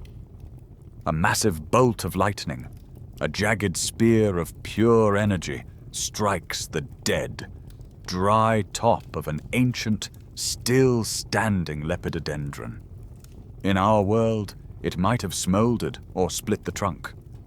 Here, the scale tree doesn't catch fire. It detonates. The top explodes in a blossom of white-hot flame, showering the surrounding canopy with a rain of embers. The result is instantaneous and terrifying. Every ember that lands finds a fuel-rich environment eager to burn. The fire spreads with a speed that is impossible to comprehend. It doesn't just move along the ground. It leaps from the crown of one scale tree to the next in a wave of incandescent fury. It is a firestorm of unimaginable intensity. The higher oxygen levels mean the fires burn significantly hotter and faster than any modern wildfire. They create their own weather systems, sucking in the surrounding oxygen-rich air to fuel a self-sustaining vortex of flame. The roar is deafening, a constant thunderous furnace that drowns out all other sound. This isn't just speculation. The proof of these great Carboniferous fires is written into the geological record. Scientists find massive, widespread deposits of fossilized charcoal, known as fusene, in the coal seams and rock layers of this period. The sheer quantity of this material is a silent testament to the fact that huge continent-spanning wildfires were a regular and terrifying feature of this oxygen-drenched world. The planetary engine, it turns out, was prone to overheating in the most violent way imaginable. You are now in the heart of the inferno. The world has been reduced to two elements: a roaring, deafening orange and a choking, blinding black. The roar of the firestorm is a physical pressure, a wall of sound so immense it vibrates deep inside your chest, shutting down all thought. The heat is a tangible beast, so intense that it cracks the stony bark of the scale trees and causes surface water to flash into hissing steam.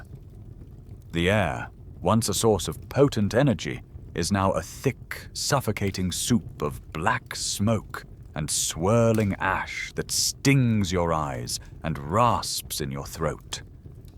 This is the great and terrible paradox of the Carboniferous. The very air that fuels life's giants also fuels a fire of apocalyptic intensity.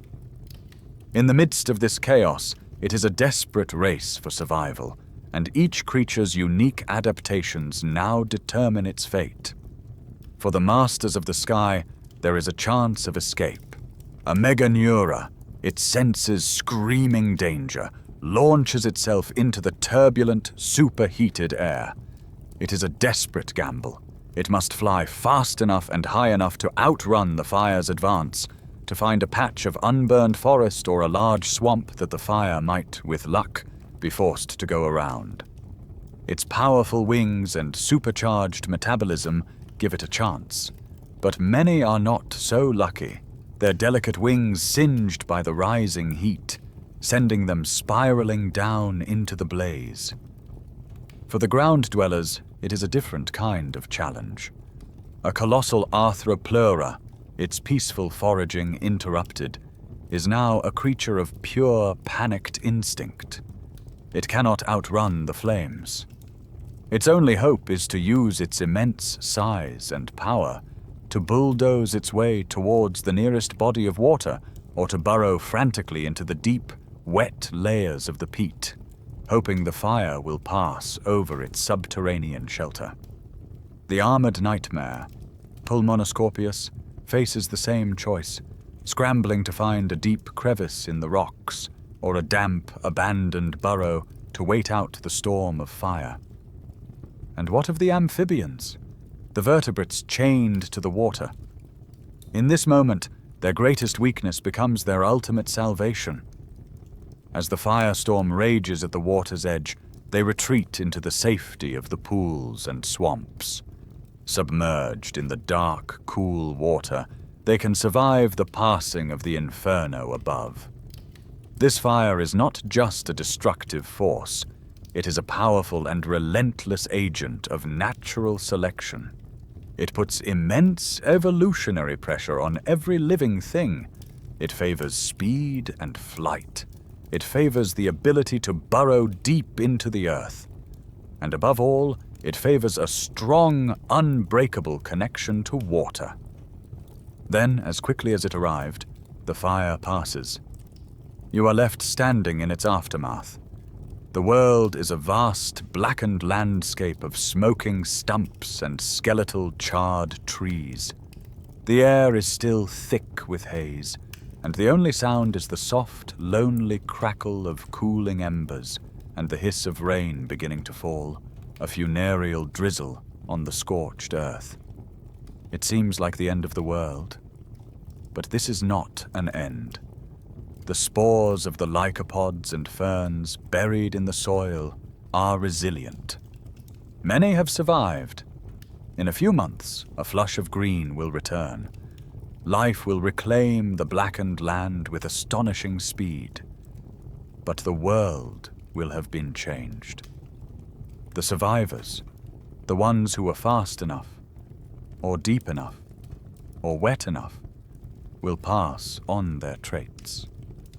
The memory of the fire is now baked into their DNA, a recurring nightmare that shapes the evolutionary trajectory of all life in this flammable age. You have witnessed the ferocious, cyclical violence of the fires, but the true end of this high-oxygen world comes not from a sudden blaze, but from a slow, inexorable grinding of the planet itself. The forces that created this world will also be the ones to tear it down. Let's pull our perspective out once more, leaving the smoking forest behind, rising up until you are again in the silent cold of space, looking down on the Earth. The slow-motion continental collision you witnessed earlier is now reaching its dramatic climax. The great southern continent of Gondwana and the northern landmass of Euramerica are making their final, shuddering impact. The Rheic Ocean has vanished, squeezed out of existence. The land masses have fused together, along with the Siberian plate to the north, to form the largest single landmass the world has ever known, the supercontinent Pangaea. The collision is not a gentle docking. It is an act of immense geological violence. Along the seam where the continents have met, the crust has crumpled and been thrust miles into the sky, creating a colossal, continuous mountain range that stretches for thousands of miles across the heart of the new continent. This is the Central Pangaean Mountain Range, a chain of peaks that, in their youth, would have rivaled or even surpassed the modern Himalayas in scale. The worn-down, gentle hills we know today as the Appalachian Mountains in North America and the Variscan Mountains of Europe are merely the ancient, eroded roots of this once mighty range. This mountain range is a world breaker. It fundamentally and permanently alters the planet's climate. For millions of years, the equatorial swamps have been fed by moisture-laden winds blowing from the ocean. But now, these winds run into a wall of rock 10 to 20,000 feet high. The air is forced to rise, and as it does, it cools and dumps all of its water on the ocean-facing side of the mountains. On the other side, in the vast interior of the continent, a great rain shadow is formed. The winds that crest the peaks are now dry, creating an immense desert in the heart of Pangaea. The effect on the great Carboniferous forests is catastrophic. The world is drying out.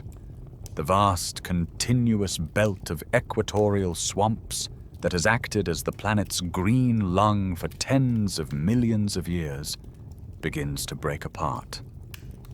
The perpetual dampness and humidity are replaced by distinct seasons. A wet season, perhaps, but now also a long, devastating dry season. The swampy lowlands shrink and fragment, becoming isolated pockets rather than a globe-spanning ecosystem. This is the first great death blow to the oxygen factory. The magnificent lycopod forests, with their shallow roots and absolute dependence on swampy, waterlogged soil, cannot survive in this new, arid world. They begin a long, slow process of decline and extinction. In their place, new, hardier types of plants begin to take over, the early conifers and other seed plants that are better adapted to survive long periods of drought. The great engine of carbon burial begins to sputter and slow down. The geological foundation of the high-oxygen world is cracking apart. The slow drying of the world and the cracking of the great supercontinent is only half of the story. While the planet's geology was delivering a slow, grinding blow on a macro scale, a second, equally profound revolution was happening on the microscopic level. It was a biological breakthrough that would ensure that a world like the Carboniferous could never happen again. Let's return to the central mystery of this age, the problem of lignin. Remember that for tens of millions of years, the strong, woody lignin that made up the bodies of the great lycopod trees was effectively inedible. It was a chemical lockbox, and no organism had yet evolved the key. This is why the forests didn't rot, why they were buried to become coal. But evolution is the most relentless inventor in the universe. A vast, untouched food source, like all that dead wood, is too tempting of a prize to remain locked forever. Sooner or later, some organism was bound to figure out the combination. Sometime near the end of the Carboniferous period, in the damp, decaying litter of the forest floor, it happened. A humble fungus, an ancestor of our modern white rot fungi, achieved the breakthrough. Through the endless trial and error of natural selection, it evolved a new set of powerful corrosive enzymes. These enzymes, known as lignin peroxidases, were the key. They could attack and shatter the complex, resilient lignin molecule, breaking it down into simpler, edible sugars. For the fungi, this was like discovering a new continent laden with treasure. A food source that had been untouchable for an entire geological era was now on the menu. This new evolutionary innovation was wildly successful. The fungi that could eat wood thrived and spread, diversifying into countless new species. A new ecological niche, that of the master decomposer, had been created, and it was quickly filled. The consequence of this single microscopic invention was world-changing and permanent. Now, when a lepidodendron or a giant fern died and fell into the swamp, its journey was different. It no longer just sat there, waiting to be buried. It was now actively consumed. The white rot fungi would colonize its body, their thread-like hyphae secreting the powerful enzymes that dissolved the wood from the inside out. The great carbon cycle of life, which had been broken for 60 million years, was suddenly and permanently reconnected. The carbon that the tree had locked away in its body was now being eaten by the fungi. And just like any other organism, as the fungi consumed this carbon-rich food to fuel their own lives, they respired. They breathed in the abundant oxygen from the atmosphere, and they exhaled carbon dioxide, returning the carbon to the air from whence it came. The great carbon burial event was over. The relentless one-way pump that had been flooding the atmosphere with oxygen had just been shut down for good. The two great forces of change now combine to deliver the final, decisive blow to the high oxygen world. On the one hand, the geological formation of Pangaea is drying out the planet, shrinking the vast forests that produce the oxygen. Less forest cover means less photosynthesis, and therefore less oxygen being pumped into the air. On the other hand, the biological revolution of the wood-eating fungi has reconnected the carbon cycle. Decomposition is now consuming oxygen from the atmosphere for the first time on a massive scale. The oxygen factory is not just slowing production. Its waste recycling systems have been turned on, actively pulling its own product out of the air. The result is inevitable. The atmospheric concentration of oxygen, which had peaked at a dizzying 35%, begins its long, slow, inexorable decline. This is not a sudden, dramatic event like a firestorm. It is a silent, invisible crisis that unfolds over millions of years. For the creatures living through it, there is no mingled moment of catastrophe, no obvious sign of the danger. There is only a slow, generational strangling. For the giant arthropods, whose very existence is predicated on this super-rich air, it is a death sentence delivered in the slowest possible motion. Imagine this from the perspective of the great Meganeura lineage. A griffinfly hatches from its aquatic larval stage and takes to the air. It is a magnificent hunter, perhaps with a wingspan of 26 inches. It lives, hunts, and reproduces, but its entire life is just a little bit harder than its mother's was. The air is imperceptibly thinner, providing just a fraction less lift. It has to beat its wings a little harder to stay aloft, expend a little more energy on every hunt.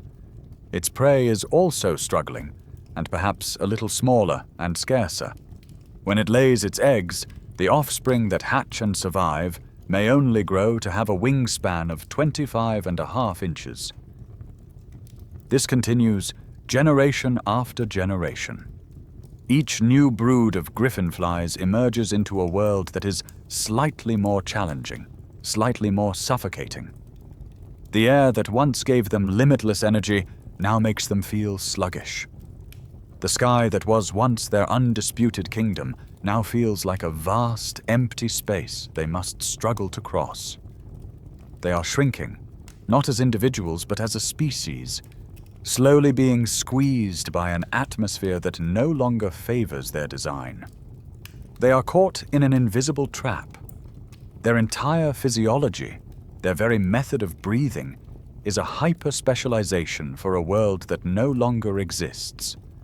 The tracheal system that was once the key to their triumphant success, the biological secret that allowed them to shatter the size barrier and become giants, has now become their evolutionary cage.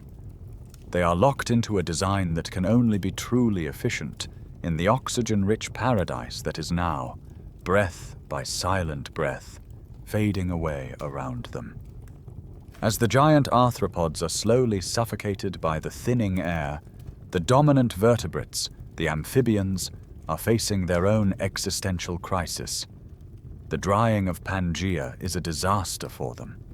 Their entire way of life is built around the constant presence of water. As the vast swamps shrink into scattered ponds and seasonal rivers, their paradise evaporates. Their permeable skin, once an asset, is now a liability, constantly threatening them with dehydration. And their reproductive strategy, which requires them to lay their shellless eggs in water, becomes a desperate gamble as their nurseries dry up around them.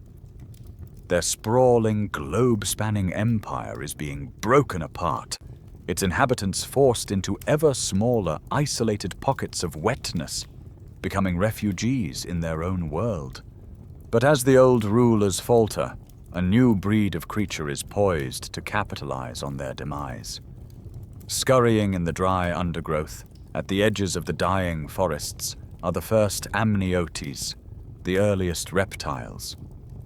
In this era, they are small, unassuming creatures, looking like little lizards, easily overlooked. But they possess a suite of 3 revolutionary adaptations that make them perfectly suited for this new, emerging world.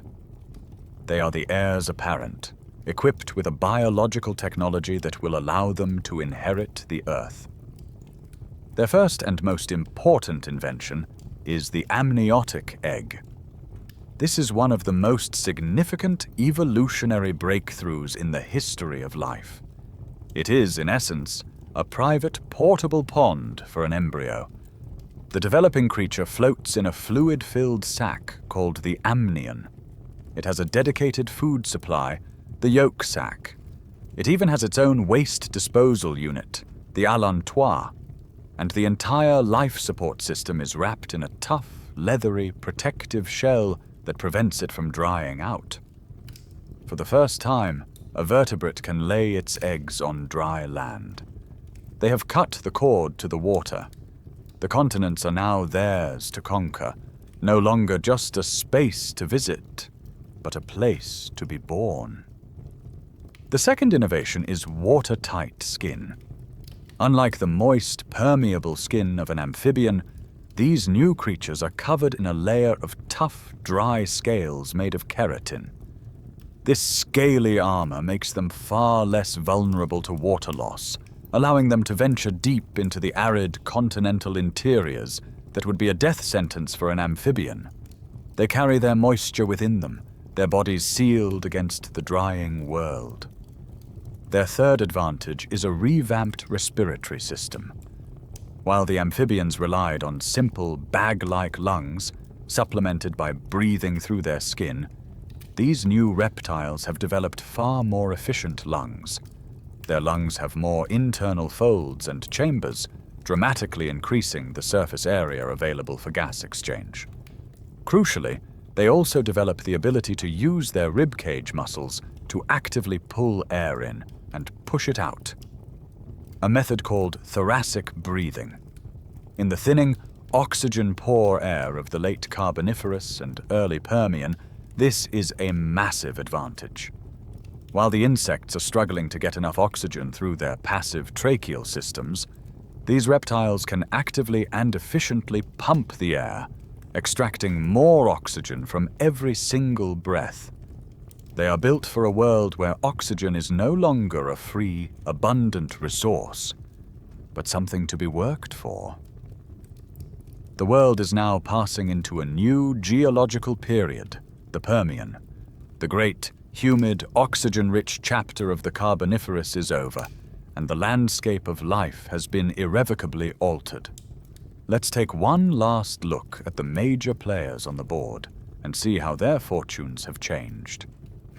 It is a time of wrenching transition, a great changing of the guard. The once mighty arthropod giants are now a shadow of their former selves. You can still see griffinflies in the sky, but they are noticeably smaller, their flight less powerful. They are no longer the undisputed kings of the air, but just one of many flying insects struggling to get by in the thinning atmosphere. On the ground, the great Arthropleura is gone, driven to extinction as the swampy, spore-rich forests it depended on vanished. The giant scorpions, too, have been cut down to a more modest size. Their dominance was a temporary miracle, a physiological trick made possible by an atmosphere that no longer exists. They are now a deposed and fading aristocracy. The amphibians, the vertebrate rulers of the Carboniferous swamps, have had their kingdom shattered. They are now confined to the shrinking river valleys and permanent lakes, clinging to the last vestiges of the wet world that created them. While some large species still exist, their dynasty has been broken. They are the old guard, trapped in isolated pockets of their former empire, unable to venture out into the vast, dry continent that Pangaea has become. They are living fossils, relics of a bygone, wetter age. But the reptiles are thriving. For them, this new world is not a crisis. It is an opportunity. The vast, arid interior of Pangaea, a deadly desert to the amphibians, is an open frontier for them, a new continent to be explored and conquered. Their scaly, watertight skin protects them from the dry air, and their revolutionary amniotic eggs allow them to reproduce far from any standing water. Their powerful, efficient lungs give them a distinct advantage in the low oxygen atmosphere, allowing them to remain active and energetic while other creatures are left sluggish and gasping. It is a complete and total paradigm shift. The old rulers, both arthropod and amphibian, are not being wiped out in a great fiery cataclysm or a single dramatic war. They are simply fading away, unable to compete in a world whose fundamental rules have changed.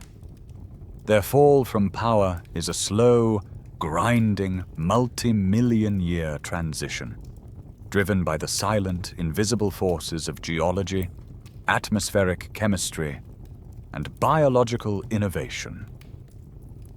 The age when the world belonged to giant insects and swamp-dwelling proto-crocodiles is over. A new dynasty, born with the triple advantage of scales, eggs, and superior lungs, has taken the throne. The age of reptiles has officially begun. The age of reptiles that dawned in the Permian would flourish for nearly 200 million years. This new dynasty of creatures, with their revolutionary adaptations, would diversify into an astonishing array of forms. They would give rise to the mighty dinosaurs that would dominate the Mesozoic era, and one branch of those dinosaurs would eventually evolve feathers and take to the skies as the first birds. But the reptiles were not the only amniotes to emerge from this great transition. Another, less conspicuous lineage also got its start during this time. These were the synapsids, a group that would eventually, after many trials and tribulations, give rise to the first mammals, and then, much, much later, to primates, and finally, to us. Our own evolutionary story begins here, in the shadow of the dying Carboniferous world. The very way your body works is a direct legacy of this ancient transition. Take a deep breath. Feel your ribs expand. Feel the air rush into your lungs. The complex, efficient, lung-based respiratory system you are using right now is the system that won. It is the design that proved superior in a world where oxygen was becoming a scarcer, more precious resource. Your heart, a powerful, four-chambered pump, and your blood, rich with oxygen-carrying hemoglobin, are the hallmarks of a lineage that had to evolve an active, aggressive method for delivering oxygen to every cell. We are the descendants of the creatures who thrived when the air thinned. Reflect on that for a moment. Your body is a machine that has been perfectly calibrated over hundreds of millions of years to operate in an atmosphere containing precisely 21% oxygen. You are a child of your atmosphere. The 35% oxygen of the Carboniferous, as we have explored, would be a toxic, intoxicating poison to you. But equally, the much lower oxygen levels that existed on Earth before the rise of plants would leave you gasping and unable to survive. We exist on a chemical knife's edge, a delicate equilibrium that was established in the wake of the Carboniferous collapse. This brings us to a profound lesson about evolution, a lesson written in the fossils of the great griffinflies and the 8-foot myriapods. Their story teaches us about evolutionary contingency. The gigantism of the Carboniferous arthropods was not a sign of their inherent superiority or a final perfect evolutionary form. It was a temporary, opportunistic adaptation to a bizarre and transient set of environmental conditions that are unlikely to ever be repeated. They were not successful because they were better in some absolute sense. They were successful because they were the right shape for their specific, peculiar moment in time. When that moment passed, their greatest strength became their fatal weakness. Their story is a humbling reminder that in the grand saga of life on Earth, dominance is always temporary, and survival is never guaranteed. You are now back in your own time, in your own bed, nestled in a world shaped by the echoes of that ancient past. But the connection is far more direct and tangible than you might realize. The legacy of the Carboniferous is not just written in our DNA. It is the very foundation of the world you are living in right now. Pause for a moment and look around your room. Consider the gentle glow of the lamp on your bedside table, the cool plastic of your phone in your hand, the hum of the fan or air conditioner keeping you comfortable. Think about the car in your driveway, the bus you take to work, the airplane that carries you across continents. The vast, intricate, and energy-hungry infrastructure of our modern civilization is almost entirely powered by a ghost. We are a society haunted and fueled by the Carboniferous period. The fossil fuels that power our world, coal, oil, and natural gas, are the direct physical remains of that ancient, oxygen-rich era. The black seams of coal that we mine from the earth are the compressed, fossilized bodies of the very lepidodendron and calamites forests you walked through. The oil and natural gas we drill for are the transformed remains of the countless microorganisms and plankton that thrived in the Carboniferous seas and swamps, their bodies sinking to the anoxic depths to be cooked by geological heat and pressure. When we turn on a light switch or start an engine, we are burning the ghosts of a 300-million-year-old world. We are releasing the ancient sunlight that was captured by those primitive leaves and stored through a great planetary accident deep underground. In doing so, we are running the great Carboniferous experiment in reverse and at a terrifyingly accelerated speed. For 60 million years, the silent, patient work of those primeval forests slowly drew carbon dioxide out of the atmosphere, locking it away underground and flooding the world with oxygen. For 60 million years, the planet was performing a great act of sequestration, cooling the climate and creating the conditions for the world of giants. In the span of a mere 200 years since the Industrial Revolution began, we have undone a significant portion of their work. We have become the great decomposers. We are the fungal revolution and the Pangean climate shift combined, compressed into the blink of a geological eye. With our drills and mines, we have unlocked that ancient buried carbon, and with our engines and power plants, we are releasing it back into the atmosphere as carbon dioxide at a rate the planet has not seen since the age of volcanoes. We are not just living off the legacy of the Carboniferous. We are actively unwriting it, rerunning the tape of planetary history backward at a speed that the Earth systems are struggling to keep up with. It may seem like a sad end for the great arthropod empire, a story of giants brought low by a changing world, their golden age a distant, unrecoverable memory. But that is not the end of their story. The story is not truly over, because the descendants of these magnificent creatures are still with us. Their dynasty never completely fell. It just adapted. They are the echoes of the giants, living reminders of that ancient, high-oxygen world. Next time you are near a pond on a sunny day, look for a dragonfly. Watch as it hovers, darts, and snatches a mosquito out of the air. When you see it, you are looking at a living ghost of Meganeura.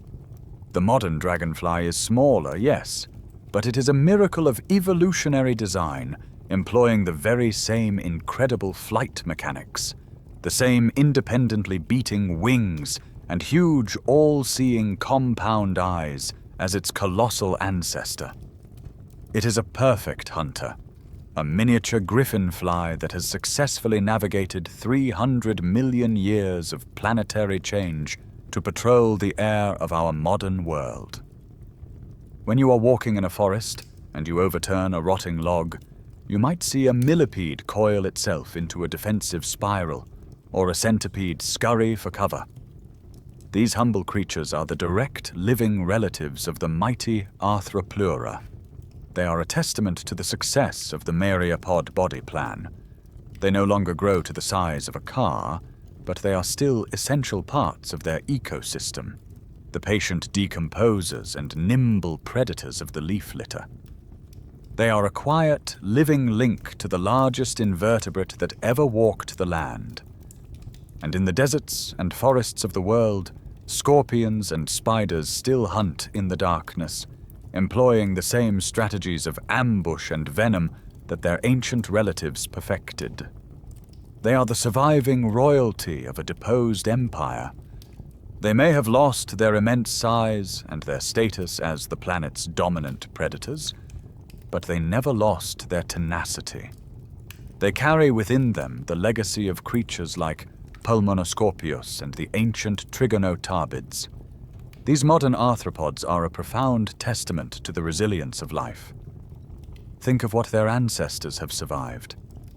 They lived through the slow decline of the Carboniferous. They survived the Permian-Triassic extinction, the Great Dying, an event that wiped out over 90% of all marine species and 70% of terrestrial vertebrate species. They survived the asteroid that killed the dinosaurs. They survived the ice ages. They lost their crowns, they lost their size, but their fundamental body plans were so successful, so adaptable, that they have weathered every catastrophe the planet has thrown at them. They are not failures. They are the ultimate survivors. As we draw the threads of this immense story together, it's worth asking, what can this ancient history, this 300-million-year-old tale of giants and gas, teach us today? It's more than just a fascinating piece of prehistoric trivia. It's a series of profound lessons about our planet, our place in it, and the very nature of life itself. First and foremost, the story of the Carboniferous teaches us that our planet's atmosphere is not a static, unchanging backdrop for the drama of life. It is an active participant. In fact, it is a biological creation, a vast and complex structure built and maintained by life itself. The air you are breathing right now was exhaled by countless generations of plants and microorganisms. The Carboniferous is the most extreme example of this, a time when life geoengineered the planet on a scale so vast it almost broke the system. It's a powerful reminder that the Earth is not just a rock with life on it. The Earth and the life it supports are a single, interconnected, co-evolving system. This has fascinating implications for our search for life elsewhere in the universe. For a long time, the search for extraterrestrial life has focused on finding an Earth twin, a planet with a similar size, temperature, and crucially, a 21% oxygen atmosphere. But the Carboniferous shows us that even on our own planet, the atmospheric composition has varied wildly, creating radically different ecosystems. When we look out at the stars and analyze the atmospheres of distant exoplanets, perhaps we shouldn't just be looking for a mirror of our own world. A planet with a 35% oxygen atmosphere might be toxic to us, but it could be a paradise for its own version of giants. A planet with a methane-rich atmosphere might support life we can barely imagine. The Carboniferous opens our minds to the possibility that life can exist and thrive in conditions that would be utterly alien to us. it is also a profound lesson in humility. To the creatures living in it, the Carboniferous world must have seemed permanent, stable, and eternal. The oxygen-rich air had been the norm for millions of years. The dominance of the giant arthropods and the sprawling swamp forests must have seemed like the natural, unassailable order of things. And yet, it vanished. It was a temporary world, built on a specific and fragile set of geological and biological circumstances. When those circumstances changed, the world changed with them. Our own world, our own stable climate and familiar 21% oxygen, is subject to the same cosmic laws. It is not a permanent state of being, it is a temporary equilibrium that we have inherited, and one that we are now actively changing. And that leads to the final, most important lesson. In the long run, the key to success in the story of life is not size or strength or even ferocity. The mighty Arthropleura vanished. The terrifying Meganeura shrank. The lumbering amphibians were marginalized.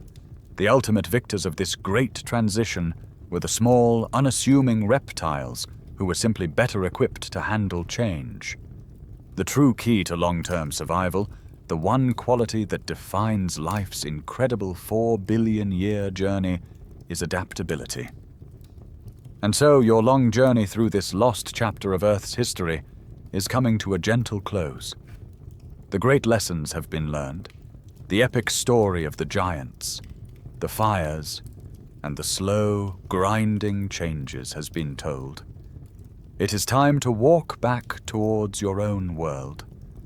The pacing of your heart begins to slow.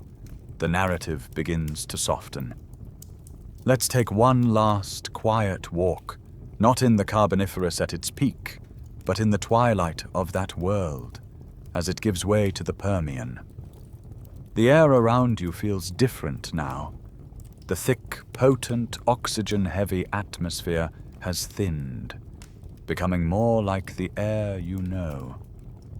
The strange euphoric buzz is gone, replaced by a more familiar and gentle energy.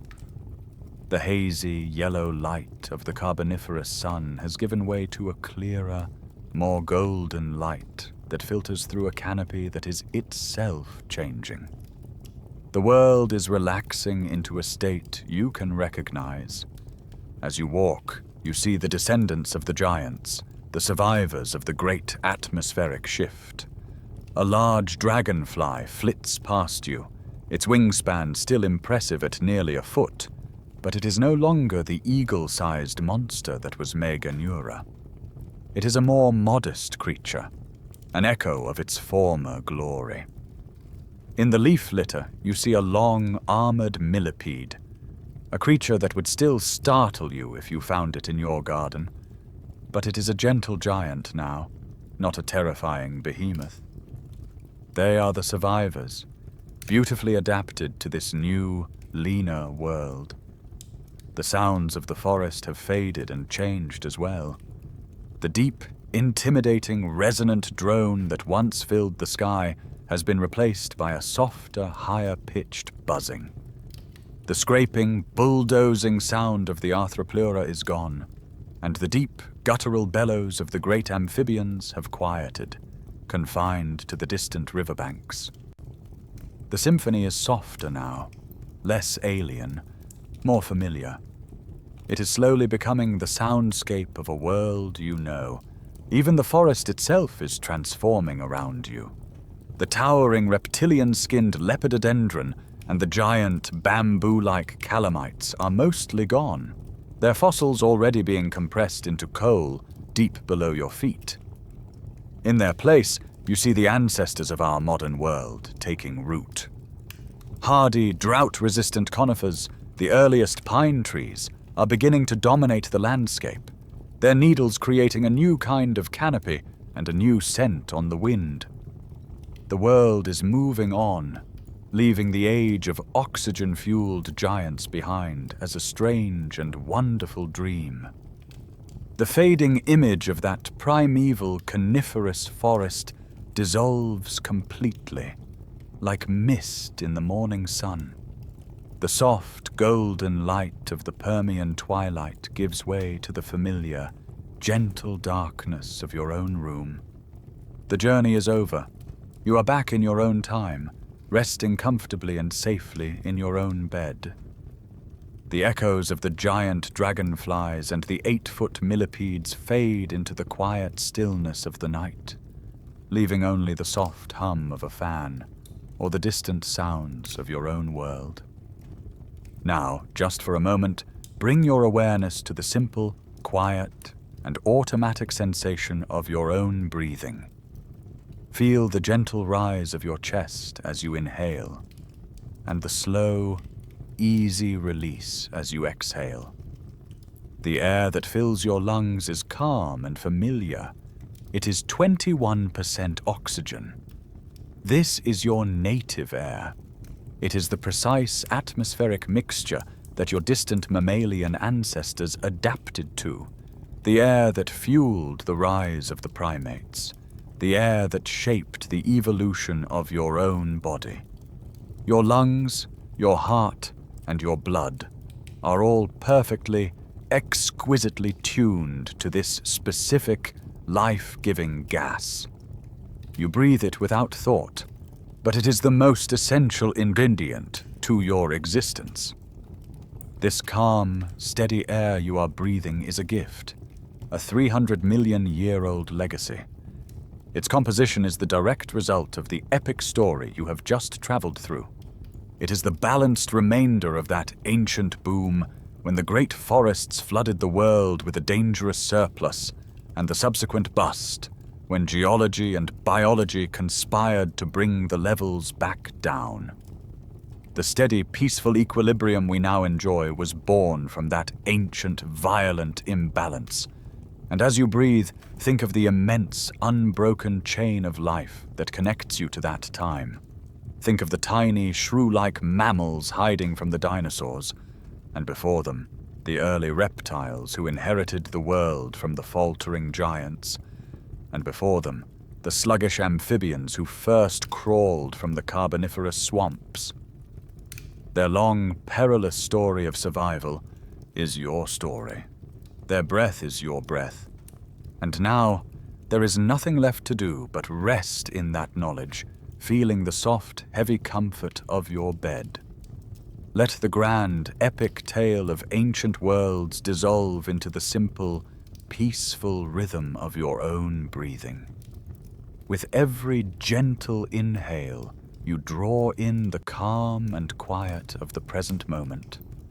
And with every slow exhale, you can let go of the day, letting your muscles soften and your mind grow still. The long, slow breathing of the planet has found its equilibrium, and so too can you. The story is over. The great cycles of the deep past have turned, and now there is only this moment, this quiet, this perfect stillness. There is only the gentle, rhythmic rise and fall of your own breath, a quiet tide that can carry you now, softly and easily, into a deep and peaceful sleep. Sweet dreams.